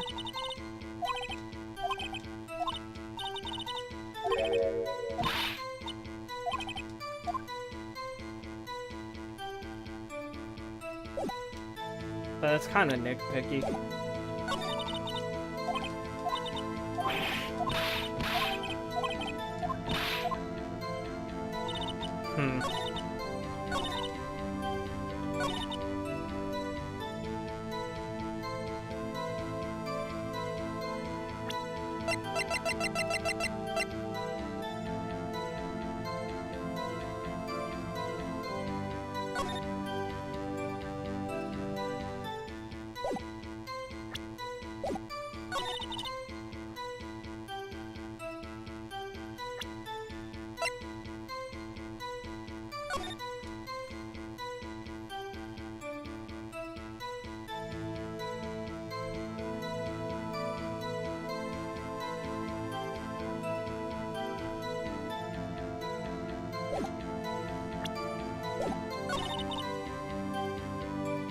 I mean, it's the only lead I've got.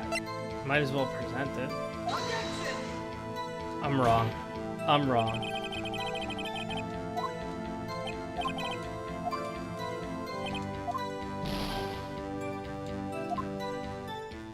Alright. There's probably some hints in the pressing. Let me press again.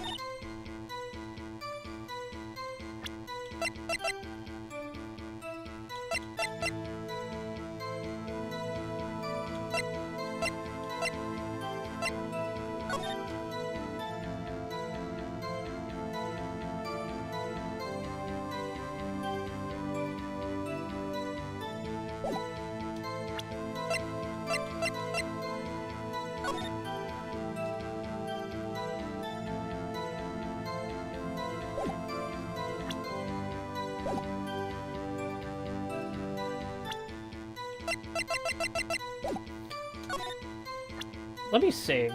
Let me save Scum, actually. Because I have no clue, honestly.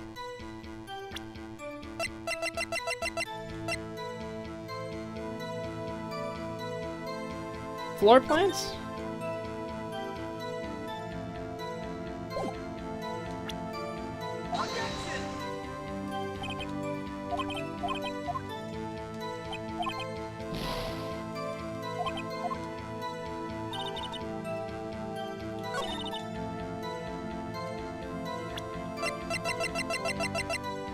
I'm just making wild guesses at this point.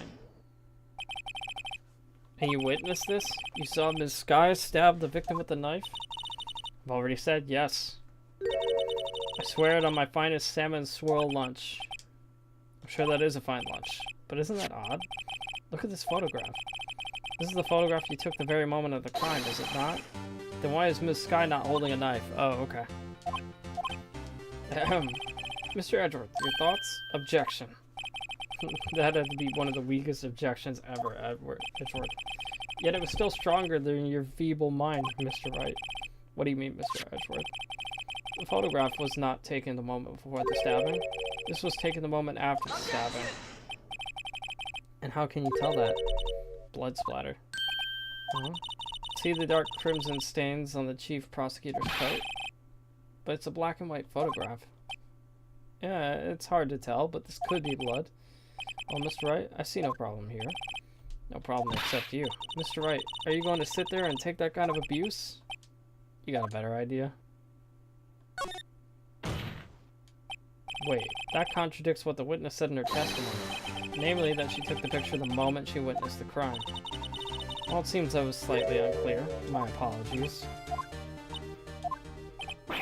That's it. If you run out of lunch, your order seconds. Problem solved. If you don't like it, try ordering the jumbo-sized lunch from the get-go. Good advice. I'm not sure I understood it, but good advice. I didn't have time to stop her. Prosecutor Skye was cold, calculating, like a robot. She killed without pain or remorse. It was a premeditated murder. Premeditated? How do you know? Look at the chief prosecutor's hands in that photograph. Well, are those gloves? Surgical gloves made of thin rubber. Most likely. Why would she have those on? Huh. If it was not premeditated, then she would not be wearing those gloves.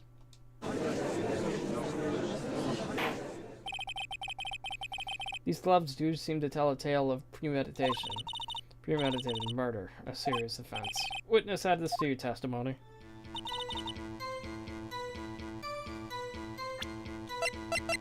The murder was planned. The rubber gloves prove it.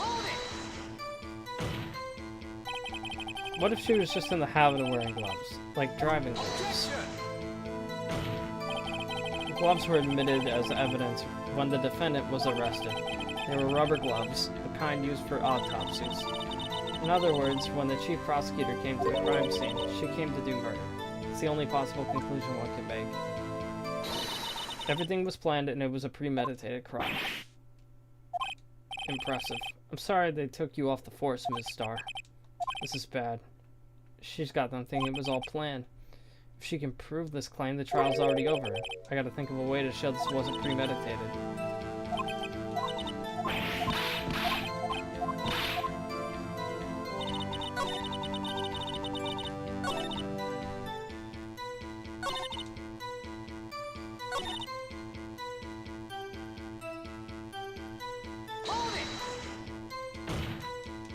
I don't know why I did that.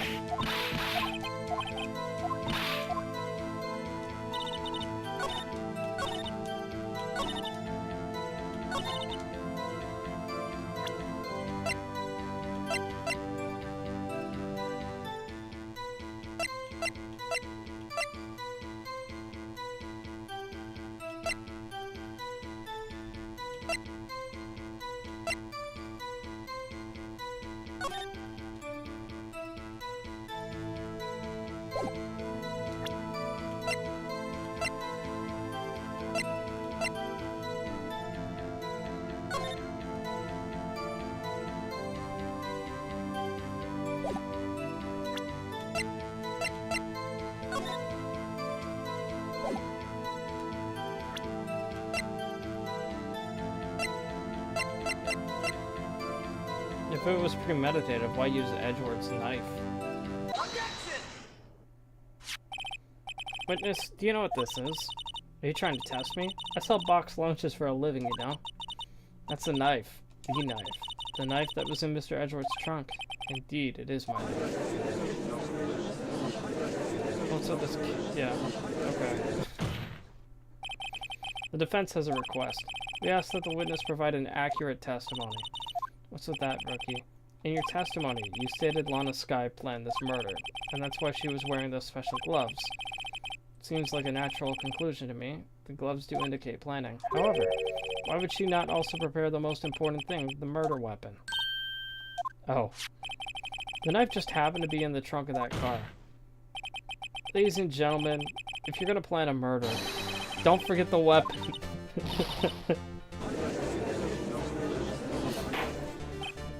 Order, order, order.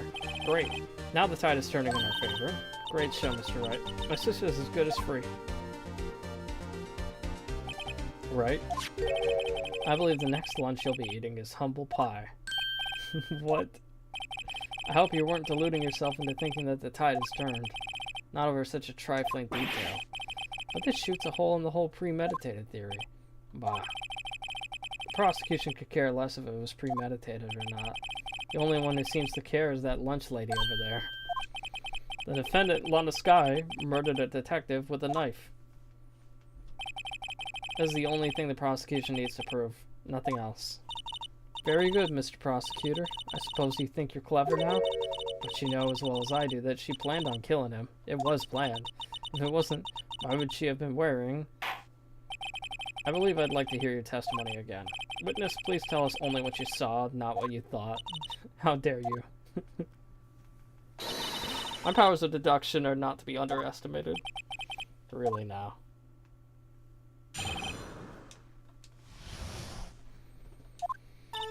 Lana Sky was intended to murder Detective Goodman. That's why she called the victim all the way to the prosecutor's office. I'm sure the chief prosecutor had a grudge against the victim. Nothing else could drive that human machine to plunge the knife in again and again. Well, I mean, okay, we...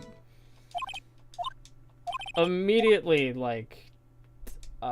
objection. A contradiction. Because it was a single stab wound. We went over this. We're just gonna present. I don't even need to... I don't even need to hesitate on this one. You said you stabbed him again and again, but she couldn't have witnessed that. Are you testing me? Then I'll test you. With my moss surprise. I'm afraid the moss is growing under our feet as we wait, Ms. Starr. What do you mean? I shouldn't have to explain this, but take a look. The autopsy report states the death was to a loss from one stab wound. A loss of blood from one stab wound. Ah, you're right. Good show, Mr. Edgeworth. What a hunk. He's my hero, really. What about my objection? No one noticed? Well, witness? You got the crime scene set, right? Oh, thanks. I always believed that no one could ever mistake ketchup for blood. But now I realize that such mistakes are possible. So you're saying you mistook something for blood? When she lifted her knife, I thought I saw blood at her breast. Splattered blood from her victim. That's why I thought she must have stabbed him at least twice. And tell us what you thought you saw that was blood. Her red muffler looked like blood to me. That's how ghastly the whole scene was.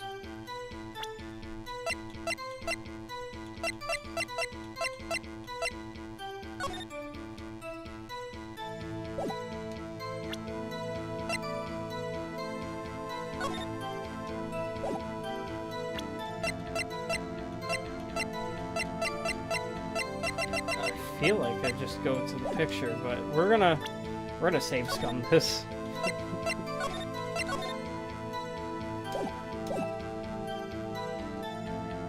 Actually, let me press it first. Red muffler? Yes, like a scarf. The chief prosecutor always wears one around her neck, so she can be easily hanged at a moment's notice, I suppose. She's right. This guy was wearing a red scarf, wasn't she? But wait, isn't it odd that you mistook that for splattered blood? Well, people often mistake my beard for a bib. A judge with a bib. That's why this place feels so much like kindergarten sometimes.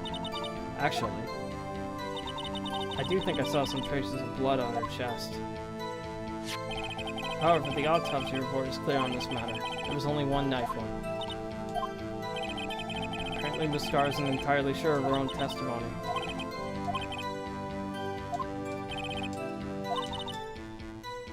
Short wick burns out the fastest. It's a scientific fact. I wonder, wouldn't it depend on the size of the candle? I mean, add more wax and even a really short wick will burn longer.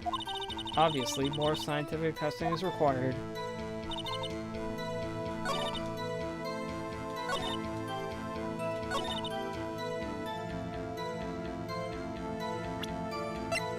But was she wearing a red muffler? Not in that picture. Objection! Miss Starr, I demand an explanation. Objection! The witness is clearly not suited for detective work. What? The suspect was not wearing a scarf or a muffler of any kind when she stabbed the victim. And you've proved it yourself with this photograph. Huh? But that can't be. Only a professional lunch lady could be so utterly clueless. Congratulations, perhaps you finally found your true calling in life. Harsh words, but good. In the end, Mr. Edgeworth prevails. What was my objection, shoplifter? But it was there, a scarf. No, not that, but something red, really. Well, now where were we? The witness has given us an entertaining interlude, but back to business. What? Very well, witness. Continue your testimony. You saw the crime and apprehended the suspect. Tell us about that. Very well. I do remember some of the things accurately, at least. Ultimately, we couldn't shake the most important part of her testimony. The most important part. The part where your sister stabs the victim. This next testimony might just be the moment of truth.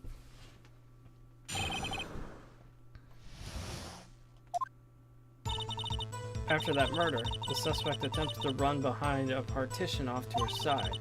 I quickly caught her and explained her rights to her and arrested her on the spot. Oh yes, when I arrested her, she mentioned the muffler. That's what had me confused in my earlier testimony. The chief prosecutor made to escape, but against Angel Star, resistance is futile. You're quite determined about the scarf, aren't you? I strike like a snake and bite like a cobra. That's me, Angel Star. That wasn't a very good metaphor. First of all, a cobra is a kind of snake. Don't bother me with details unless you want to get bitten. No thanks. Note to self, Mr. Wright is weak against poisonous snake bites. Chief prosecutor tried to resist, but her efforts were in vain. She knocked my hands aside, kicked over an oil drum. An oil drum? Hard to imagine. Boy, she's beautiful. Oh, she's beautiful, but deadly. A predator, this one. A leopard woman. Roar. Mr. Wright, cross-examination, if you will. Okay. After the murder, the suspect attempted to run behind a partition off to her side. Let's cross that real quick. So where's this partition on the floor plans? I'm sure she means this wall next to the car. That's right. There was a wall there, about 6 feet high. She was obviously trying to hide herself. Quite a natural thing for a criminal to do. And what did you do then? I quickly caught her, explained her rights to her, and arrested her on the spot. You sure you can do that with those floor plans? You got that fence in the way.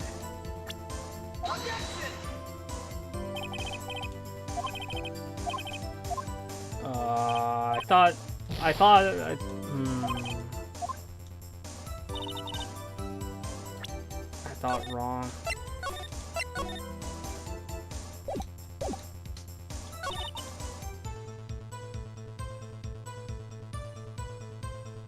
Oh. Of course. It's not the cell phone.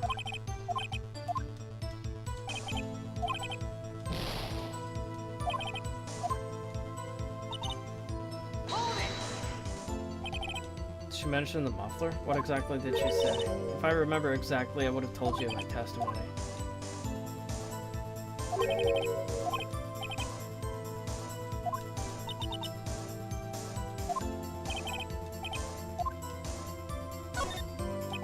My phone, do you mean the cell phone discovered at the crime scene? I guess I jumped the gun a little bit. Yes, ultimately. Ultimately. My memory. It's like a salmon heading upstream, you see. No, the court doesn't see Ms. Starr. The chief prosecutor first attempted to use the phone hanging on the wall. On the wall. That's right, near the car. There was an emergency phone on the wall. Apparently it was out of order. So she used her cell phone.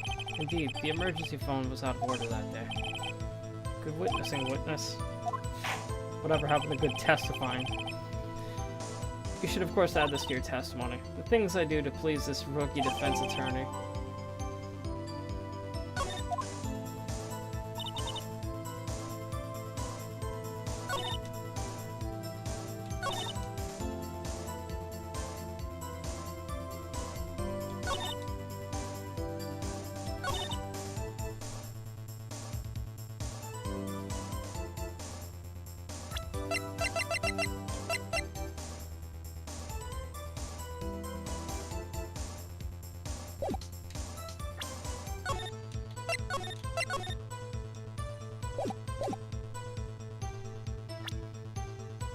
I still feel like it's the cell phone. Objection! It's not the cell phone.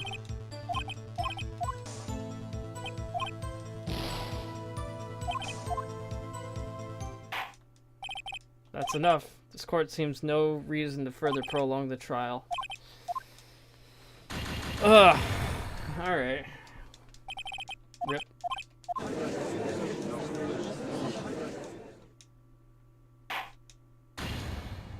Game over.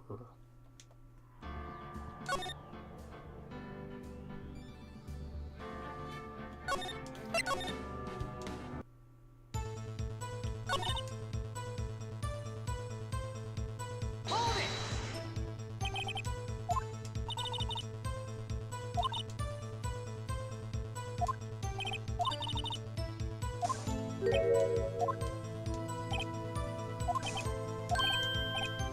If she wanted to escape, why didn't she run the other way? Parking lot entrance. That's right. It doesn't make any sense that she would run from behind the partition to the oil drums.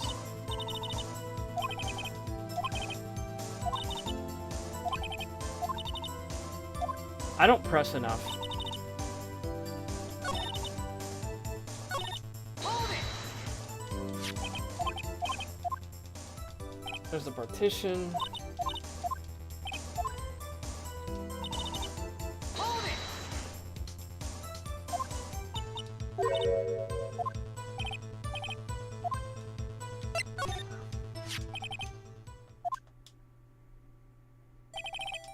It's a Lunchland car.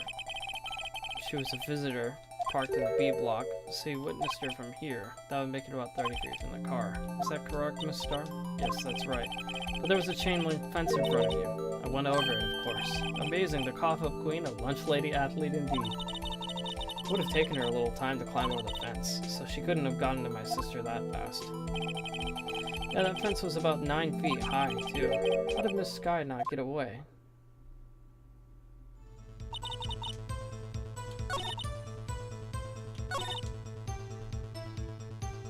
Hold it!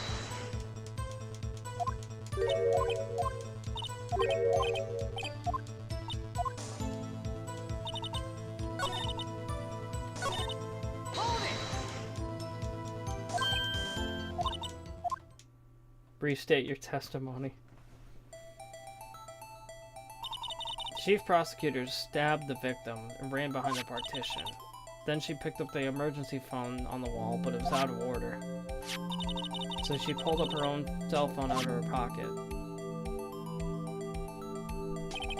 And during that time, you climbed over the chain link fence.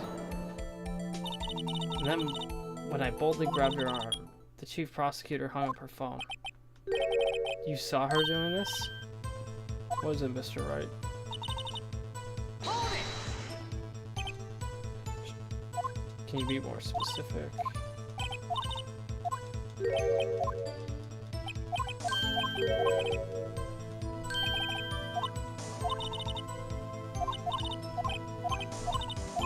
Her testimony is full of holes.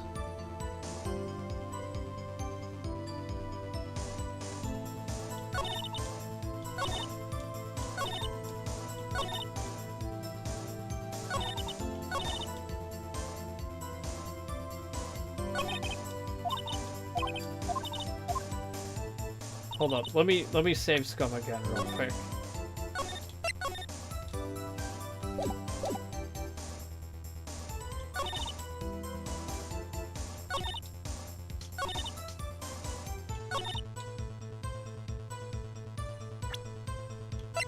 Again, the floor plans, Objection!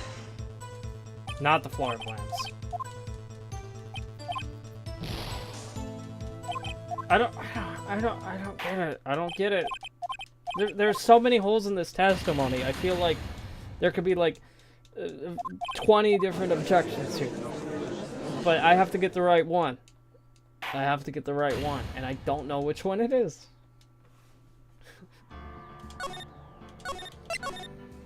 There's too many holes. None of them are obvious. It's all vague.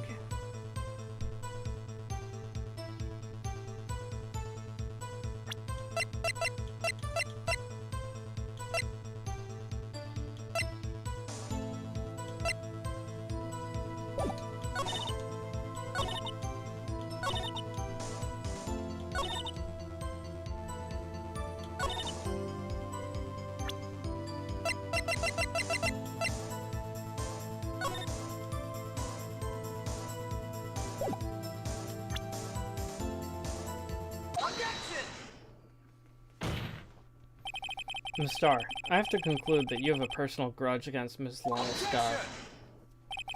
The witness is a former detective.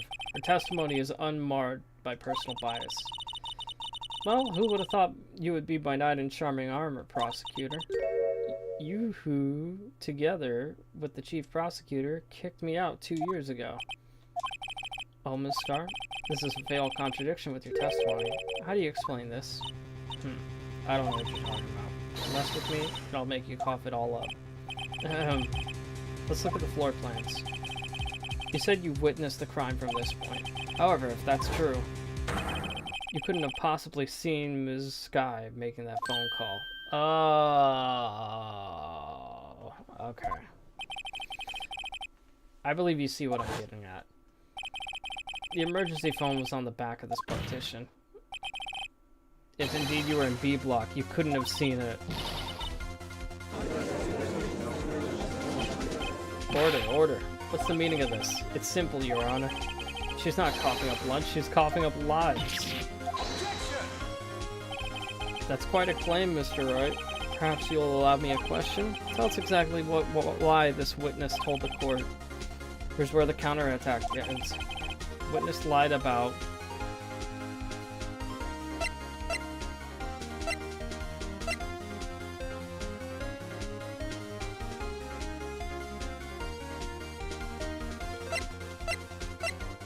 where she saw it. Miss Sky tried to use the emergency phone, but it was out of order. What's significant about this fact? Nothing. Therefore, it would be pointless for Miss Starr to lie about it. Pointless to lie. I see. But the witness did actually see Miss Sky using the emergency phone. It would mean Miss Starr witnessed the crime from a different location. A different location? Now that's a pointless lie if I've ever heard one. Before you call my lie pointless, at least let me tell it. Let me ask a question for our clever wordsmith, Mr. Wright. Just where was the witness when she saw the crime? All the testimony we've heard now points in one direction. The place from where Miss Starr witnessed the crime was here.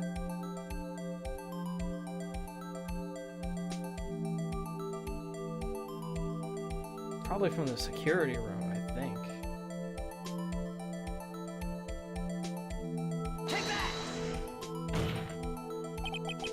This is the only place where she could have been. The security guard room. Indeed, the security room is in the underground parking lot as well positioned. It's built on the second floor, so you can see the entire lot. She would have been able to see the emergency phone from there. But why there? There are many other places she could have seen the phone. Not in this case, Your Honor. The witness, not being part of the prosecutor's office, couldn't park in A block. The only place where she could have seen the crime and the back of the partition is here. I remember in your testimony you said you brought a lunch to your boyfriend in the security guard room, yes? Well, Miss Starr? How many years have I been getting the better of men? To think that the tables could be turned. Today a man got the better of Angel Starr.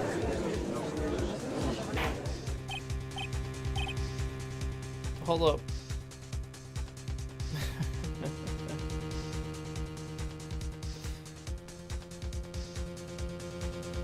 My restream hasn't been updating.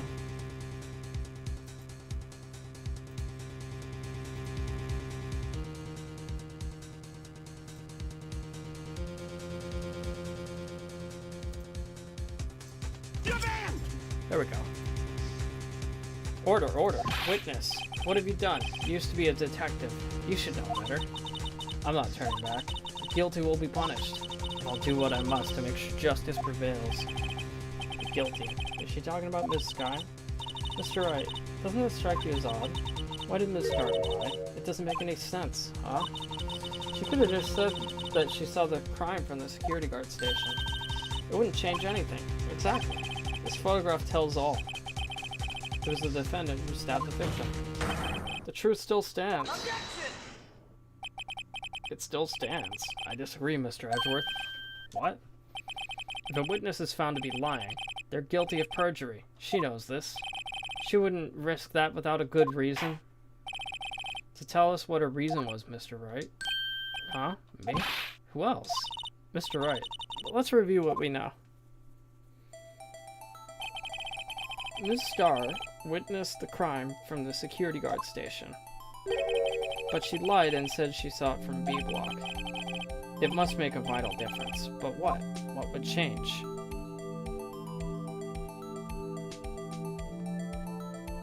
The angle view to the crime. Yeah. Why, the angle at which she saw the crime occur would change. The angle? What do you mean? Well, the security guard station is on the second floor, and she would have sort of a more 3D view of the crime. And this is important. Why? Perhaps she'd like to reconsider Mr. Wright. No. Oh, come on. Damn it. I thought it was because of the photograph. Like she can't take the photograph. Man. I couldn't even save scum there.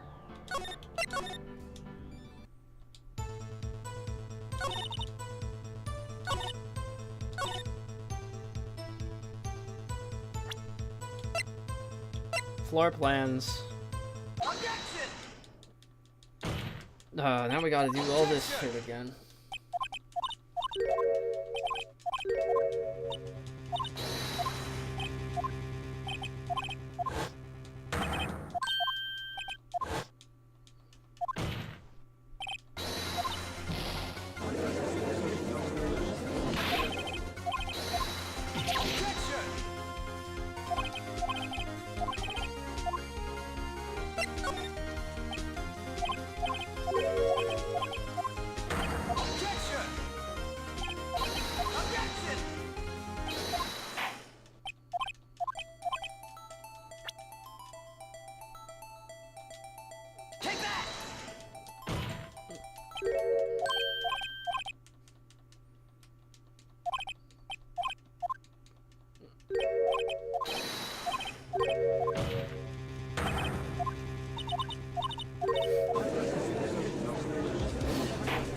We gotta do this again.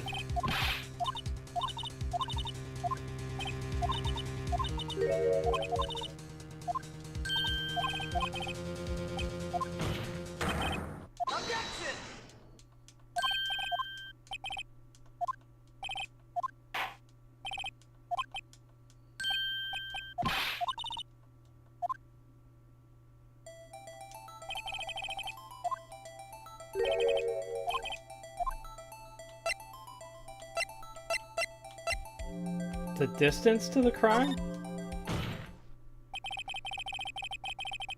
It changes the distance between her and the scene of the crime. My condolences, Mr. Wright, but one look at the floor plans and it's quite clear. The distance between the scene of the crime and the guard station is 30 feet. I don't see how that would change what she could see. What she saw is not in question here. What matters is the time it would take her to reach the scene of the crime. Ms. Starr, you witnessed the crime from the security guard station. How long did it take you to go from there to the scene of the crime where you arrested Ms. Sky? Well, witness? Yes. You ordered the squid wheels, right? The quality of my lunches has gone from low to inedible. I was bringing a PB&J lunch with fresh boysenberry jam to my boyfriend. Boysenberry for the boyfriend. He wasn't in the station, so I waited. I witnessed the crime from the glass-walled station. And before I knew what I was doing, I found myself running towards the scene. But the door was locked. I couldn't open it.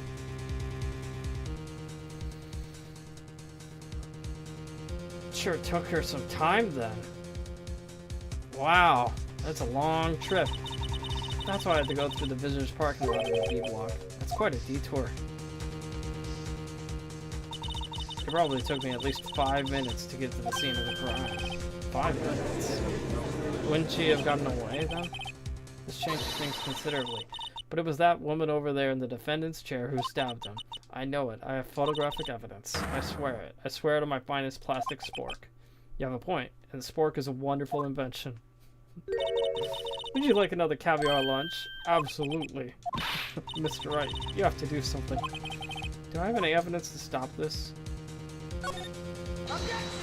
I don't know if I do, but 5 minutes between witnessing the murder and the arrest. Think about it. You could make pasta in that amount of time, if you like it al dente. I got lunchboxes that tie pasta into knots, rookie. 5 minute blank. Isn't that strange? Strange. If you were a criminal, what would you do with 5 minutes, Your Honor? Well, I guess I'd flee the scene.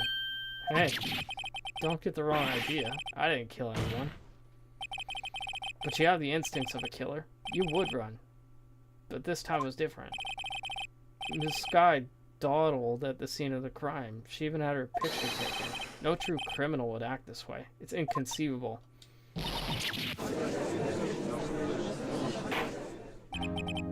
Well then, seems we've come to the end of this testimony. The witness has a grudge against the defendant, and a blank in her testimony. Mr. Edgeworth, is the next witness ready to go? Fortunately, I appear to have overestimated this witness on account of her professional history. We did it. We screwed that can shut, Mr. Wright. That was too close. I'm afraid that the cough-up queen has been dethroned. And with that, the court is adjourned. Oh. Hold it. Mr. Edgeworth, you ordered the squid wheels, right? That's the one she tried to foist off on me. I prefer not to take the defense team's leftovers. Anything else to say? I might be able to save you. I have decisive evidence. What was that? Is this another one of her trick lunch boxes? My apologies, but we have no further questions to ask of you, Ms. Starr. Ah. Is this your jumbo lunchbox? Woohoo! A triple-decker! Out of deference to the witness's determination, I'll allow one more testimony. Let's hear about this decisive evidence. Like the lunchline motto says, you won't be disappointed. What's she gonna pull out of her lunchbox this time?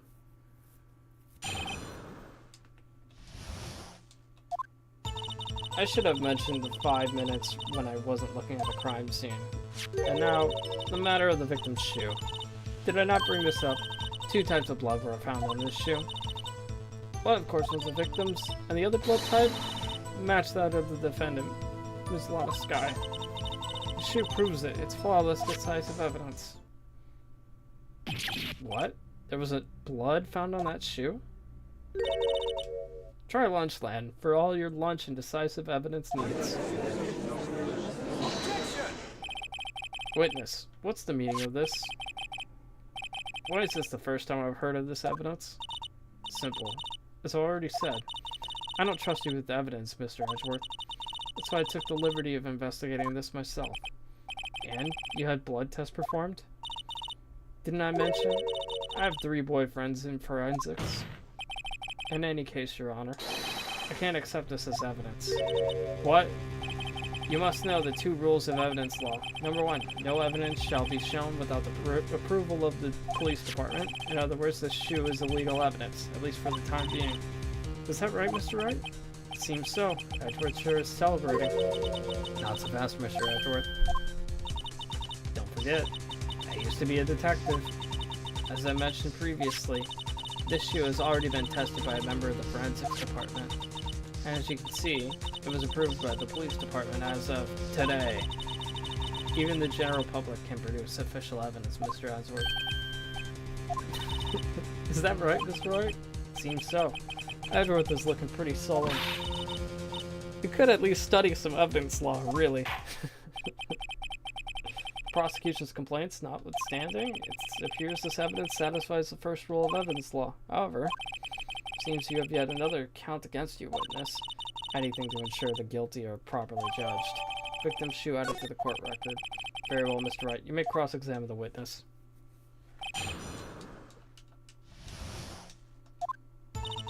I should have mentioned those 5 minutes when I wasn't looking at the crime scene. Let me fucking save. Alright. Why did you lie about those 5 minutes? I guess you could say I just wanted people to look at the results. The results?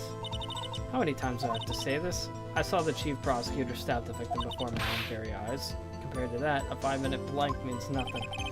Then why didn't you just tell the truth? Don't make me laugh. We're dealing with the most untrustworthy of the vile lot known as prosecutors. Falsified evidence, arranged testimonies, erasing and manipulating evidence. When you fight monsters, you need to use every trick in the book. Okay.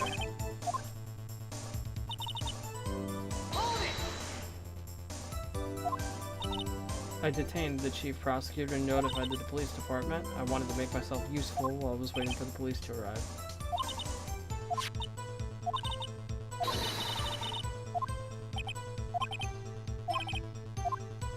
Actually, I want to check that evidence.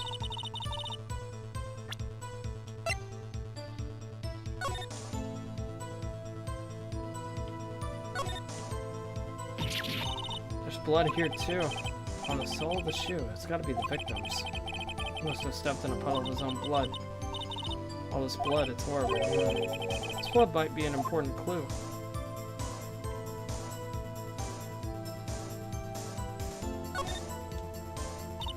This blood, it's from my sister's, right? It appears so. Lana's right hand was bandaged when I saw her in jail. She must have cut herself at the time of the crime.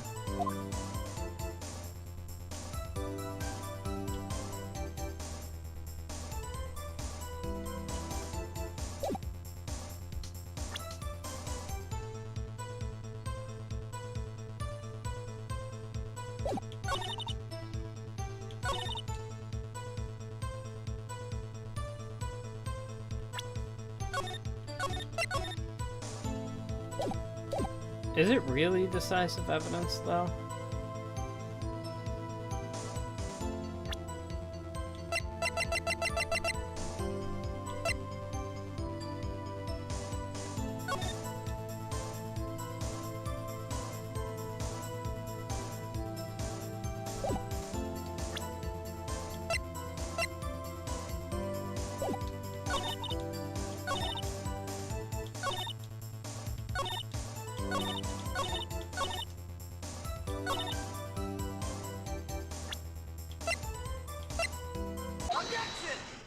I don't see any blood puddle in the picture.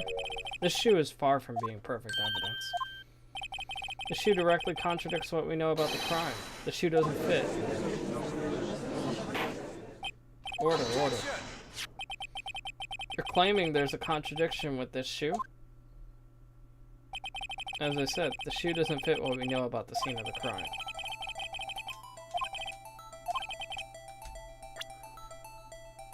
It's on the bottom.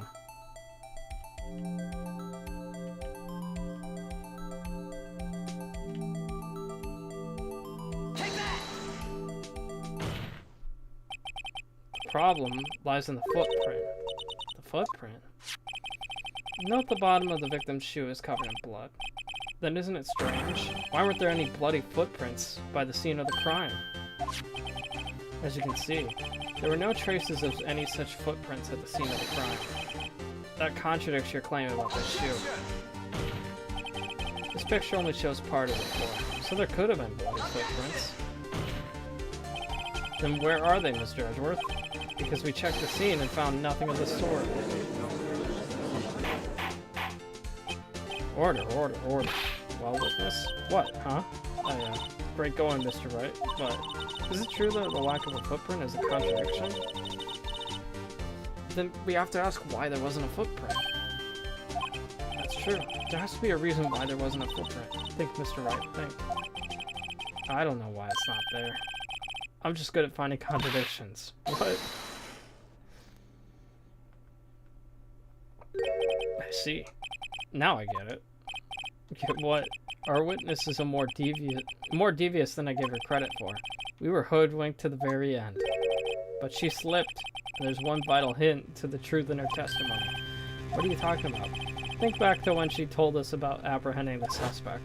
The chief prosecutor tried to resist, but her efforts were in vain. She knocked my hands aside and kicked over an oil drum. She's beautiful but deadly, a predator, this one. A leper woman, roar. I thought that was a strange thing for the normally cool-headed chief to do. No kidding. Now witness, allow me to ask a very simple question. This oil drum, was it empty? Oh, that, I'm not sure I like your attitude, Mr. Edgeworth. Though apparently, you're not the slowest conveyor belt in the lunchbox factory. Witness, well, was that oil drum empty? The oil drum kicked over by the chief prosecutor was brimming with water. Water? What does that mean? Still don't get it, Mr. Wright? You want to know the reason she knocked it over? The real reason? You don't mean. Yes, the suspect knocked over that oil drum for one reason and one reason alone. To erase the blood stains that would become evidence against her. That ties things up quite nicely. Bloodstains left on the victim's shoes tied quite clearly to this murder. And after the deed was done, she knocked over the oil drum to erase the telltale signs. Why, that's a prosecutor's specialty, erasing evidence. That reminds me, Miss Sky's right hand was hurt. Didn't she say she cut herself when she stabbed him? So that's when my sister's blood got on the shoe.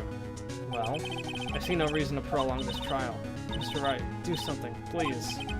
What? What can I do? Your sister's confessed to the crime, and she tried to conceal it. But? Enough. There's no need for further debate. The verdict, Your Honor. Very well. But Angel Star is on the prosecution's side. She could have been lying about the water. The court finds the defendant Miss Lana Sky. Hold it. Little girl. What did you just say? Huh? Me? Did you say that I, Angel Star, was on the prosecution's side? Well, yeah, you are. You're saying that my sister hid the evidence by erasing the bloody footprints. Well, I thought you'd had your fill, but here you are, demanding a second helping. Another lunchbox. A lunchbox called evidence. Wait, witness, don't tell me you have something else. Time for deliberations is past. Any further comments and you will be held in contempt of court. The threats don't scare the cough court. Look at this. A photograph. I had it just in case anyone had the gall to suggest that the white shoe didn't belong to the victim. I see no room for error in this evidence. Wait. Look at the asphalt in this photo. Hey, it's clearly wet. Erasing the last trace of doubt from the court's mind. Immediately after the murder, the crime scene was washed with water. I'm sorry, Mr. Wright. I guess I couldn't help after all. It's not your fault. I knew I couldn't win this case from the beginning. And it seems this is what your sister wanted anyway.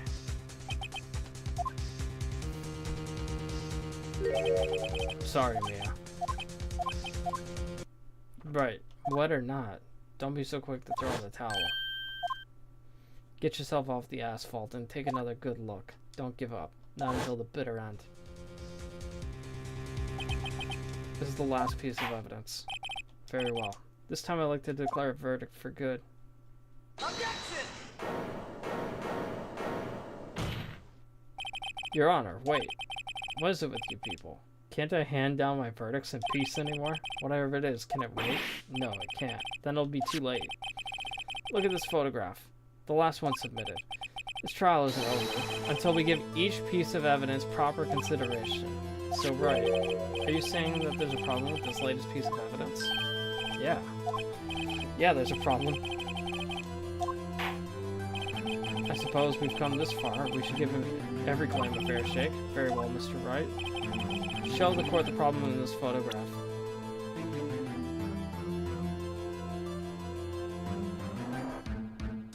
I don't know.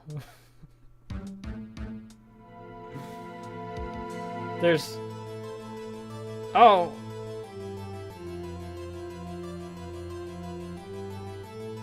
Look at that! Look at this!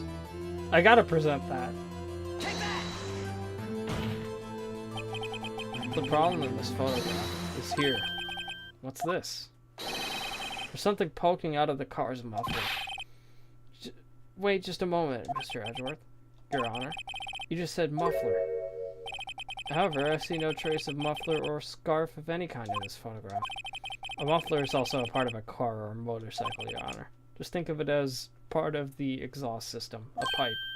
I see, and I see. What's that suspicious looking cloth sticking out of the car's muffler? So what if there's something sticking out of the muffler? What does that have to do with this case? Nothing. Absolutely nothing. Sorry, Ms. Starr, but it's not going to be that easy. In fact, you've already told us why this is important to the case. You said as much in your testimony. Let's hear what Mr. Wright has on his mind. Tell us why you think this piece of cloth is related to the case.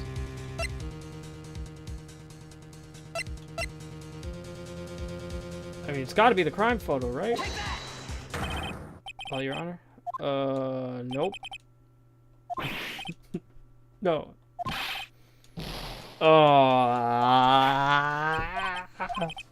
Again. Again. I should have saved scummed, like, during the dialogue. But they weren't gonna give me a break, now were they? Man! Man! Man! Man! Man!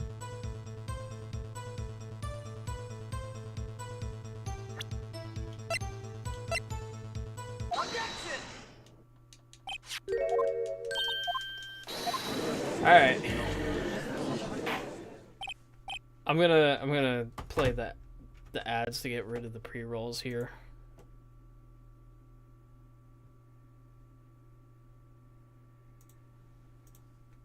Oh. Oops. Objection!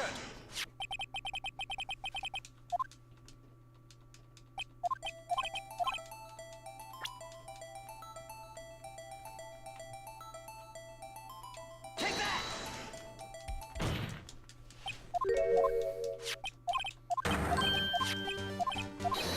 Objection! Objection! It's actually really funny when you tweet by it. Objection! Objection! Objection! Objection!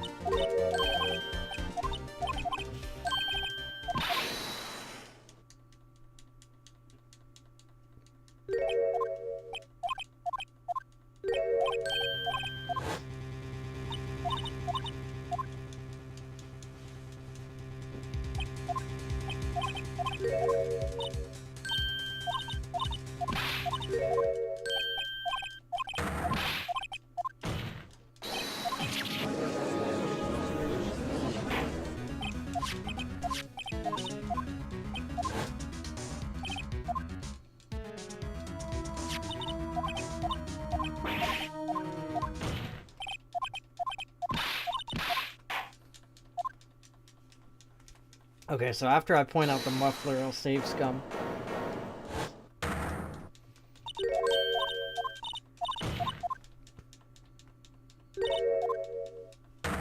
Objection!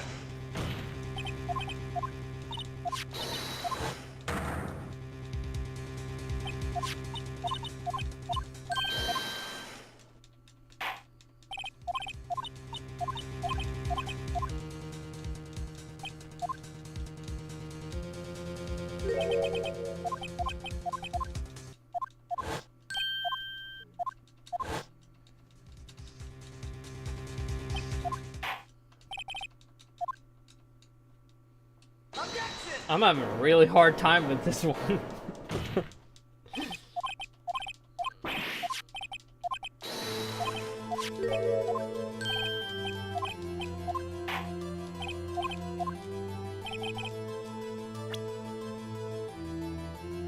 Take that!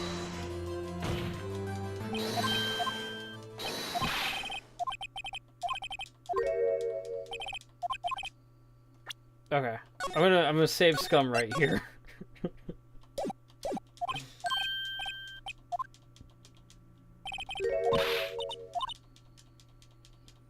Objection!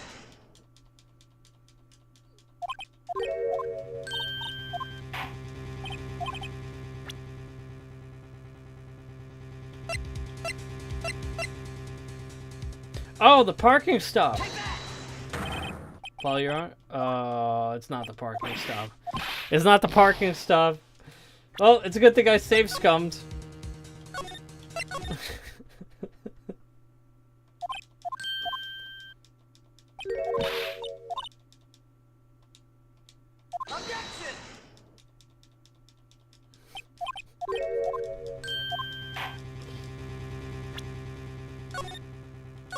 Okay, I'm gonna save scum right here. I don't know.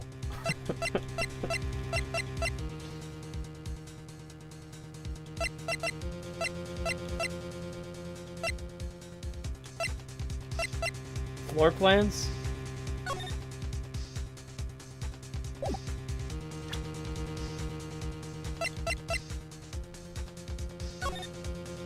Autopsy report?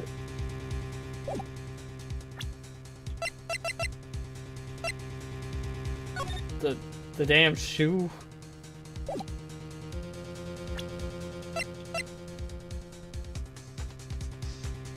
Man, I don't know.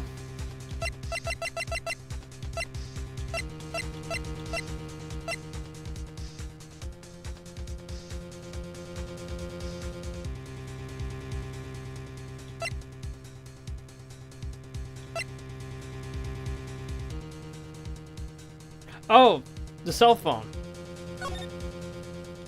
Right? Because she mentioned muffler, right? Miss Starr, recall your testimony for the court. Yes. When I arrested her, she mentioned the muffler. Okay. Now I got it. The muffler. Could it be that the muffler you heard mentioned was actually this exhaust pipe? If so, that means the piece of cloth is vital evidence.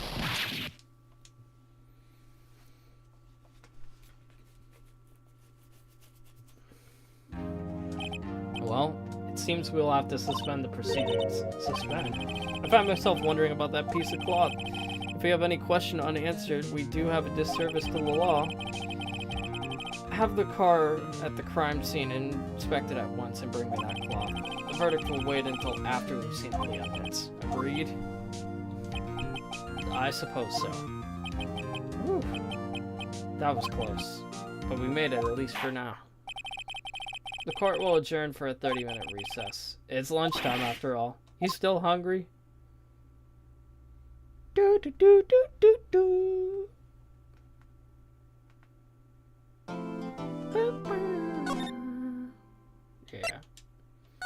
Yeah, we save. And now we're done. We're done with the game for today.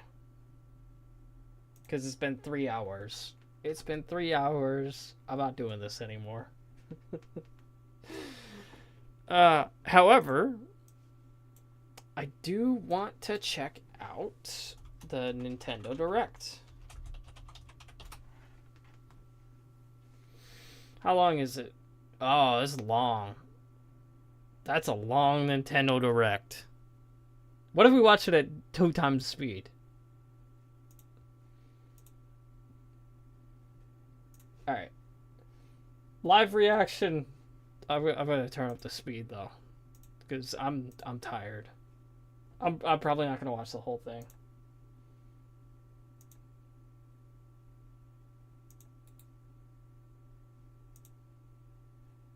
Hold up.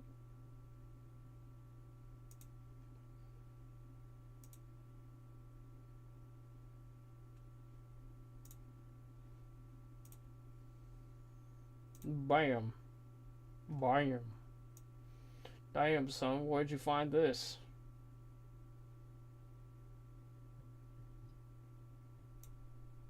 Alright, here we go.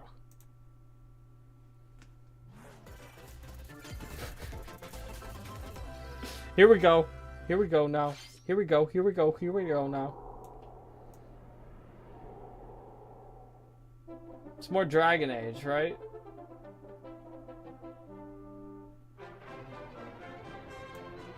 Trying to make this even. Yeah, that's about as even. Is that Octopath Traveler?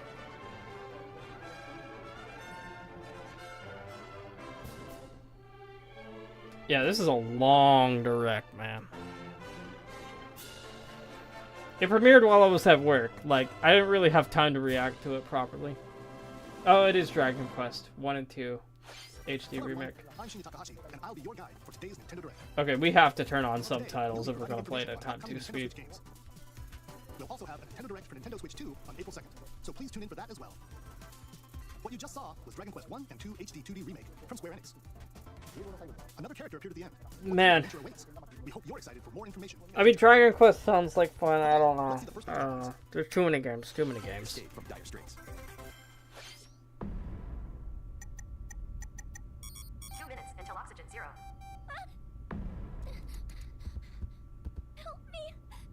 Please help me, Date! The latest entry in the The Somnium Files series is stirring. You are Kaname Date, a special agent with a sophisticated AI called Aiba embedded in his left eye. Your mission is to track down Iris, an internet idol who has been trapped in a mysterious escape game. Conduct interviews to investigate Iris's whereabouts. Dive into a subject's dreams to reveal clues hidden deep within their psyche. And solve mind-bending puzzles in an explorable environment. Everything you learn will bring you one step closer to the truth. Uncover what's hidden in reality and dreams to rescue Iris. No Sleep for Kaname Date from The Somnium Files launches on the Nintendo Switch system July 25th. That does seem pretty cool. Unleash the supernatural.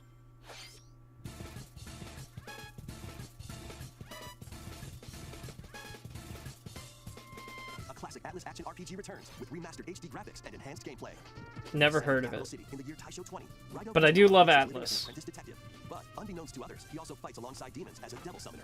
To protect the capital, Raido must investigate a series of supernatural cases. Fight in real-time battles alongside demons you summon. Work with your demons to strike an enemy's weak point, then follow up with a powerful attack. Cooperation is the key to victory. You can even turn opposing demons into allies. Demons can also be useful outside of battle, and their powers are helpful in finding solutions during investigations. Guide Raido through a series of strange incidents. I assume you're the gave us a call? As he uncovers a conspiracy that will shake the capital to its core. Raido Remastered, The Mystery of the Soulless Army, launches on Nintendo Switch June 19th. That's a clunky title, man. Consume darkness. With your memories gone, you have been summoned to a strange, unfamiliar world, where you're greeted by a yellow orb known as Puck. But who is this spherical stranger? More than a mysterious, maze-like world, your battle for survival begins. As Puck guides you on your journey, you'll delve deeper into the expansive world. By examining your surroundings, you can phase shift and combine with Puck to explore areas you couldn't reach before. Pac-Man. Likely, the creatures inhabiting this world will prove hostile. Fuck. When facing opposing enemies, you and Puck can temporarily fuse into That's the Pac-Man. to unleash powerful attacks. By consuming your prey, you'll collect resources that can then be used to enhance your abilities. Work to uncover Puck's true goal. And devour enemies to survive. Experience a dark twist on the iconic Pac-Man when Shadow Labyrinth launches on Nintendo Switch July 18th. What a weird game, Rhythmic man. March begins. Remasters of Patapon and Patapon 2 are drumming onto Nintendo Switch as one bundle. Play your drum to the beat and give different commands to the Patapon army. For example, Pata Pata Patapon advances them forward. Pata pata pata pom. Pata pata pata Has pom. an attack. Oh, And if you string together combos with good timing, the Patapons enter fever mode. That's and kinda quickly boost in neat. power. I do like rhythm-based stuff. Shield Savvy Tatepon. Build up your battalion to take on hordes of fierce foes. Plus, new features have been added, so you can advance to the beat of your own drum. Leave the Patapons and march forth when Patapon 1+2 Replay launches on Nintendo Switch July 11th. That's pretty creative. Welcome to Zephyrtown, a cozy place nestled in a windswept valley. This is where your new life begins. First cropping up on the Nintendo DS system, this immersive farming and life sim has no shortage of activities to get up to. You must be the new farmer. Tend to your farm, growing crops, and caring for animals. Then sell your produce and other wares at the town's weekly bazaar. As bazaar sales grow, you'll help the once famous market regain its former splendor. Inspiring, honestly. You can also get to know the locals, I'd like to spend more time with you. and maybe nurture a relationship if you find that special someone. Plus, taking advantage of Zephyrtown's windy conditions can make travel and other tasks a breeze. The winds of change are coming, and your new life on the farm begins when Story of Seasons Grand Bazaar launches on the Nintendo Switch system August 27th. Okay. Please look forward to the latest entry in the Story of Seasons series. Next, please take a look at this. Let's be real. With these Nintendo Directs, there's only like 4 or 5 games I actually care about. Oh shit! Hold up. Hold up. Okay, we actually need to we need to slow down for this one. We get to see Metroid Prime 4, and it's not at the beginning or the end of the Direct. Okay. Metroid Prime 4, let's see it now. We actually get to see gameplay. Holy crap. This Okay. is the unknown planet Vuros. Here, Samus finds a verdant jungle with a colossal tree at its center. An outdoor Metroid game.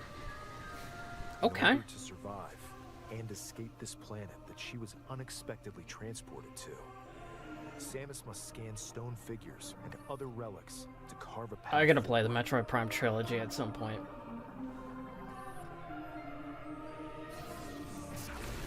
We've been waiting on this game for so long, dude. They had to restart production on it. Abhorrent alien creatures living in the jungle are waiting to strike. Is this game gonna release before the Switch 2 or after the Switch 2? That's the real question. Honestly, it could be a Switch 2 launch title at this point.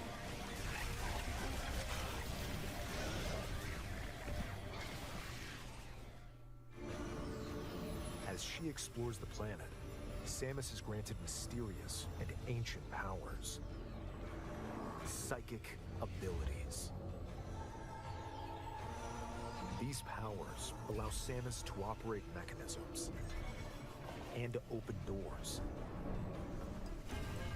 They also allow her to control the trajectory of her beams with the power of her mind. But why were these powers bestowed upon Samus?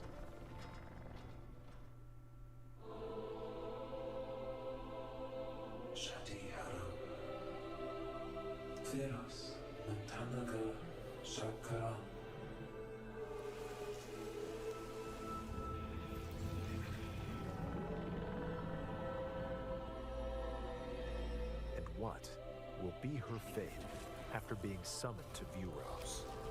The threads intertwining beyond space and time are beginning to weave a new tale. Dude, I need to like actually play Metroid games, man. I haven't really played any of them.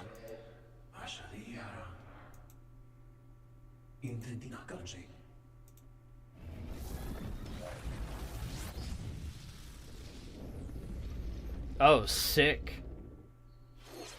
It looks like even more challenges await Samus. We hope you're looking forward to exploring with Samus's new psychic abilities. Okay, let's move on to some more headlines. Ready to stir up some mischief? Once upon a time, there was a drab coffee shop that transformed into a magical potion cafe. As the newest potionista of the cursed cafe, you can watch out for Disney villains and get to know them in a new light. Mix ingredients A Disney villain elixirs, then serve them to your coffee shop game? Ursula and Gaston. With help from Yzma, you can upgrade your ingredients to produce Yzma! wicked creations. Yzma's the best villain. Customer storylines. Yzma might be the best Disney character of all time, honestly. Mischief might happen. Disney villains cursed Oh, but there's Kronk, too. Switch later today. Oh, they're both really good. Summon a spellbinding adventure. Welcome to Witchbrook College, where students strive to master the magical arts. During class, use magic circles to perform rituals, fly on brooms, and learn advanced techniques to go from witch in training to skilled spellcaster. There's also plenty to do outside of class. Hang out with friends at their homes. Take on various jobs to help pay for tuition. Or use the spells you've learned to craft and sell original items. This looks a lot like Stardew Valley, like the art style. Explore this whimsical world on the road to graduation and beyond. Are you ready for a spellbinding journey? Enrollment begins when Witchbrook flies onto Nintendo Switch this holiday. Action, It's made by adventure, and unlock games Chucklefish. await. Set off on a fantastical mission to eliminate a mysterious deity. In this hand-drawn platforming adventure, you'll explore an expansive archipelago where nightmares Hold and up. wonder collide. Did Chucklefish make Stardew Valley?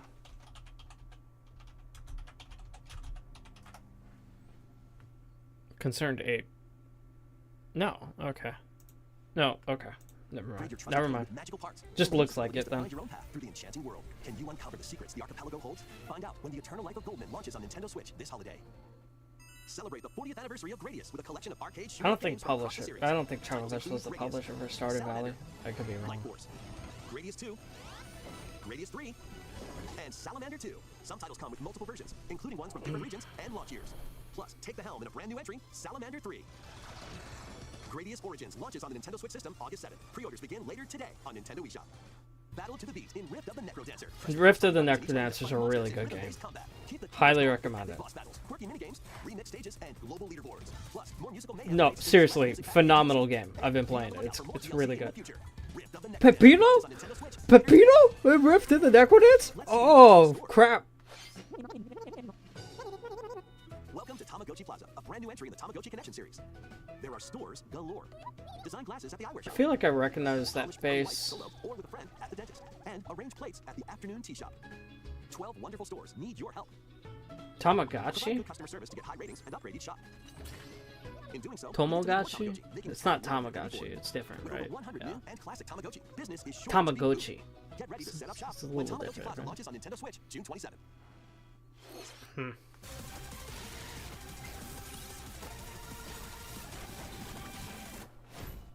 Pokemon Legends. Welcome to Pokemon Legends ZA, a new title in the Pokemon series.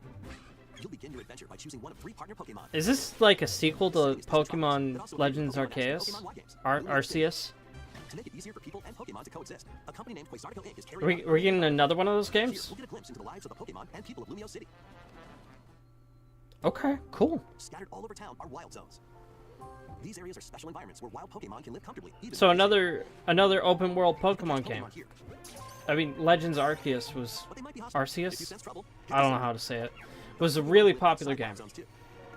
So I imagine this game is gonna be super popular, man. People and Pokemon live easygoing lives in Lumiose City. I think this is what people want the Pokemon games to be now. Like, they don't really care about the mainline Pokemon games anymore. They care about The this. CA Royale. Trainers await in battle zones. If you're spotted, they'll challenge you to battle. Strike first before being seen, and you'll land a surprise attack. During battles, using a super effective move at the right moment is key. And with Mega Evolution, some Pokemon can power up even more. You'll start at rank Z and work your way up to rank A. Trainers who Ah, reach the top Z are sent to battle A. next I week. get it now. Day and night are 2 sides to Lumiose City. It seems there are even more secrets waiting to be uncovered. What will you find on your adventure? Pokemon Legends CA launches on Nintendo Switch later this year. In Lumiose City, where the game is set, the aura transforms between day and night. It seems there are even more secrets to uncover. Please be on the lookout for more information in the future. Next, please take a look at I'm this. sure that game's gonna be a huge hit. Hello there. The game you're about to see doesn't have a big, epic story. But what it does have is lots of funny little rhythm games. Hold up. This isn't Rhythm Heaven, is it? We're not getting another Rhythm Heaven game, are we? You wanna see? Just press the button to jump through the ring. Are we getting another Rhythm Heaven game?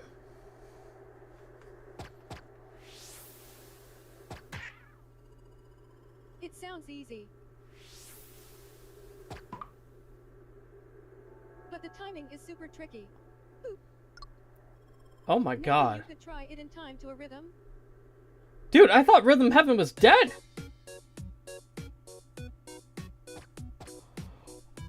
Holy crap.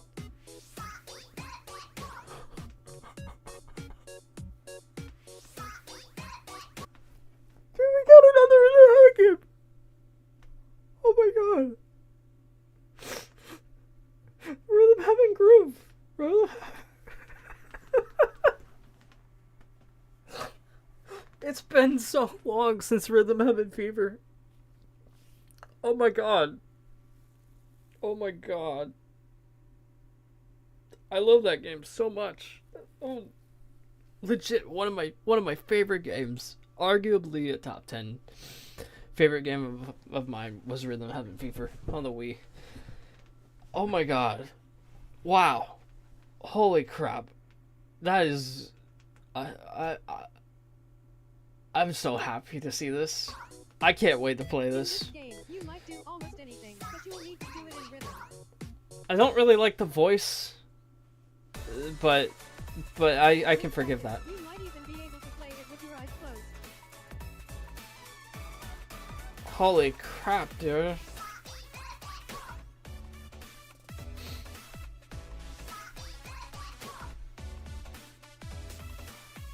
Get into the rhythm with a brand new entry in the Rhythm Heaven series. Dude, I'm so excited for this.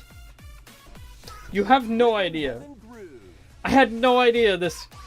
Oh my god. Legit, I thought all the exciting stuff was already going to have been talked about and I was going to be spoiled. I did not see this anywhere on the internet. I am so happy.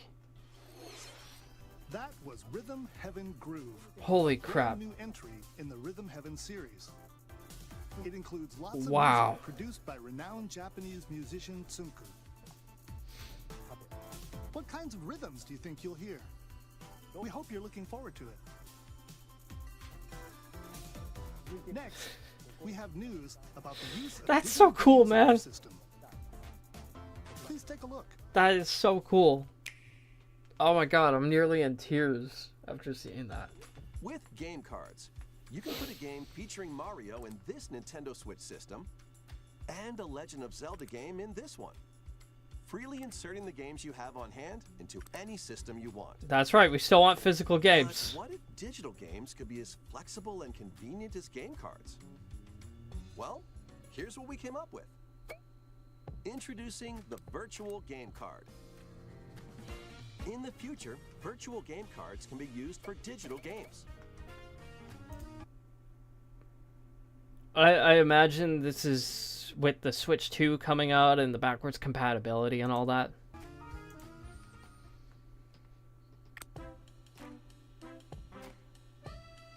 When purchasing the digital version of the game, it will be loaded onto your system as a virtual game card, allowing you to play that title. Your digital games will be lined up as virtual game cards on a dedicated management screen. Here, Okay, you that's load pretty cool. And eject your virtual game cards and manage which games you can play on your system.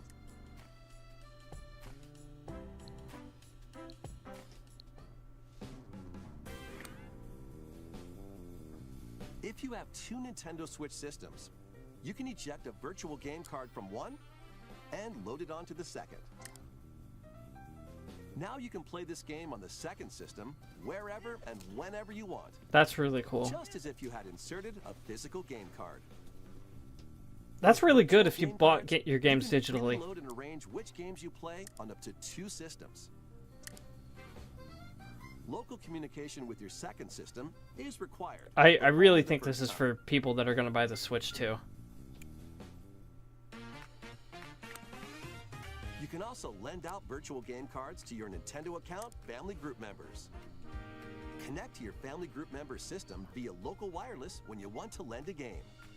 Choose the title you're lending and who you're lending it That's to. pretty cool.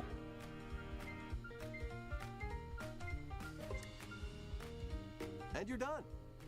They can now play on their own system. That's actually really You can sick only for lend families. one game at a time to a particular person. Games can be lent out for 2 weeks, after which they will automatically return to you. I like that. Making digital games I like even that. easier It's your to game, use. so Virtual game you card. should be able to get it back. That's really cool. The virtual game card feature lets you swap games between Nintendo Switch systems as well as to Nintendo Switch 2 systems. Yep.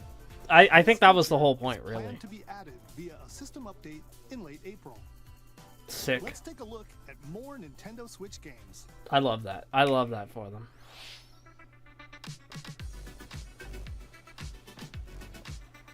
I guess I can probably speed things up, though.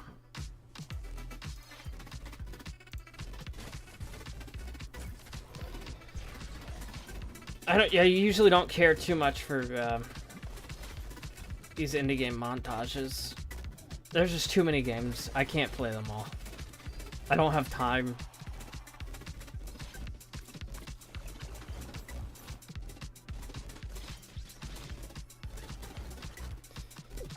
I can finally afford all the video games I want, but I don't have the time to play them all. HD remaster of Saga Frontier 2 is venturing onto Nintendo Switch. Meet Gustav, the Royal Heir, and Will, the Explorer. 2 heroes whose fates and legacies will intertwine across generations in this epic RPG. Experience the original story, along with brand new events that expand the vibrant world of Sondale. Plus, team up with more characters in battle. And transfer stats to allies through the parameter inheritance system. After finishing the main story, you can test your metal and might against even more powerful bosses. I do love these new modern Saga 2D Frontier 2 RPGs. Remastered launches on They Nintendo look really Switch cool. later today. That looks really cool. Monumental adventures await. Embark on peaceful journeys across this series of beautiful puzzle games. Wander through isometric worlds filled with stunning landscapes to manipulate, optical illusions to discover, and mystifying secrets to unfold. In Monument Valley, lead the silent Princess Ida in her quest for forgiveness while outsmarting the enigmatic Crow people. A different journey awaits in Monument Valley 2. Guide Ro in her adventure through motherhood as she and her child. I'm still thinking about the new Rhythm Heaven game, man. Chapters, add-ons, and DLC. The first 2 Monument Valley games launch on Nintendo Switch April 15th. I'm so stoked that the Switch is getting a Rhythm Heaven game. Journey to restore the world's light in Monument Valley 3, setting sail on Nintendo Switch this summer. Like, I've been trying to fill the void with similar indie games a little bit. A brand new entry in the Everybody's Golf series is driving onto Nintendo Switch. Aim, time your button press just right, and take your shot. Nice shot. Perform backspins, side spins, and other special shots. In the single-player challenge mode, compete in tournaments and face off against a range of rivals to become the ultimate golfer. In Okay. golf, your shots could get pulled into holes, or obstacles might fall. It's golf that's not quite par for the course. Up to 4 golfers can hit the fairway together locally, or Japan loves their golf games, I guess. So just relax and get ready to tee off. Everybody's Golf Hot Shots lands on Nintendo Switch this year. Okay. Unite some of Marvel's greatest superheroes in the fight against evil. Pair up 2 heroes from the roster of the Oh, including shit! the spectacular Spider-Man and the ferocious Wolverine to take on the challenge. From close quarters combatants to aerial aces, you can mix and match. Wasn't that an an arcade game? array of possibilities, and swap between your team of 2 at any time. Take advantage of your team's strengths to overwhelm your foes. Plus, up to 4 players can assemble for local or online co-op play. The battle for the fate of the Marvel Universe begins when Marvel Cosmic Invasion launches on the Nintendo Switch system. That's really cool. A Marvel beat 'em up Marvel game. Cosmic Invasion, where you'll battle as a tag team of different superheroes. Next is our last That looks like a game straight out of the arcades, man.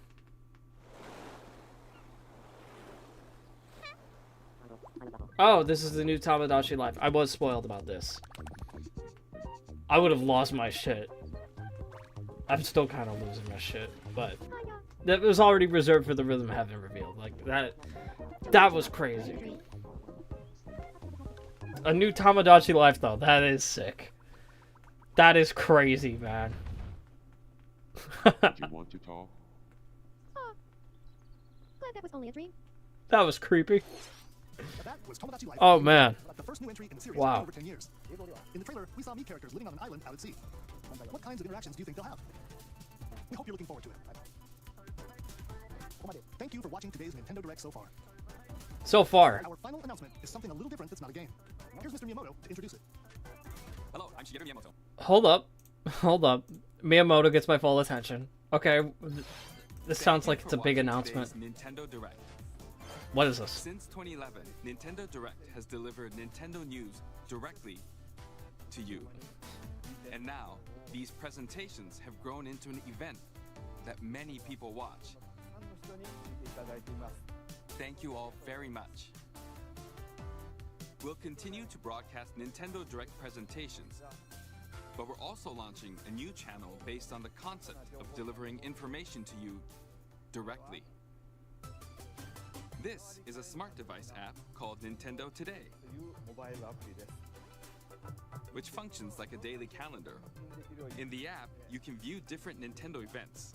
We will also be delivering all sorts of content about Nintendo games and characters. Oh, that's really cool. After the Nintendo Direct for Nintendo Switch 2 on April 2nd, news about Nintendo Switch Hold 2 up. will be delivered. Hold up. April 2nd, we get the Switch 2 Direct. 28th, 29th, 30th, 31st, 1st, 2nd? Is that next Wednesday? Did I do my math right? It's next Wednesday. 2nd. Not even a week from now. News about Not even a Nintendo week from Switch now. 2 will be delivered to you daily and directly through Oh the my Nintendo God. Today app as well.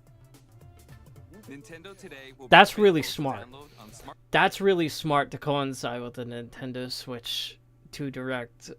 So you can get your Nintendo news daily straight from the source. That is pretty cool. That is Today.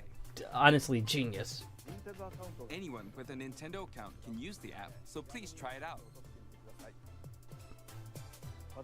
That's all I have to share. I hope you enjoy using Nintendo Today.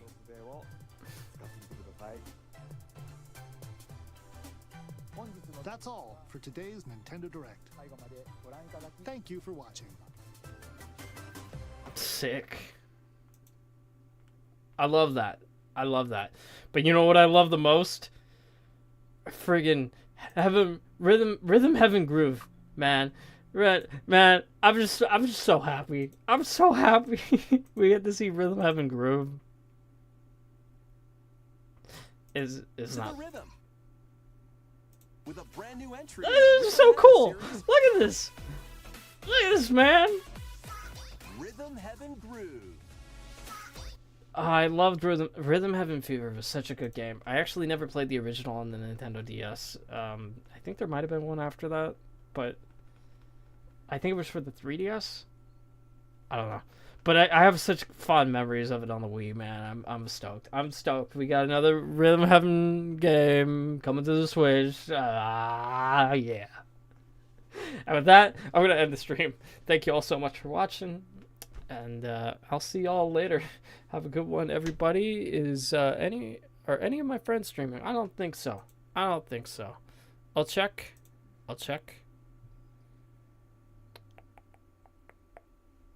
Hold up.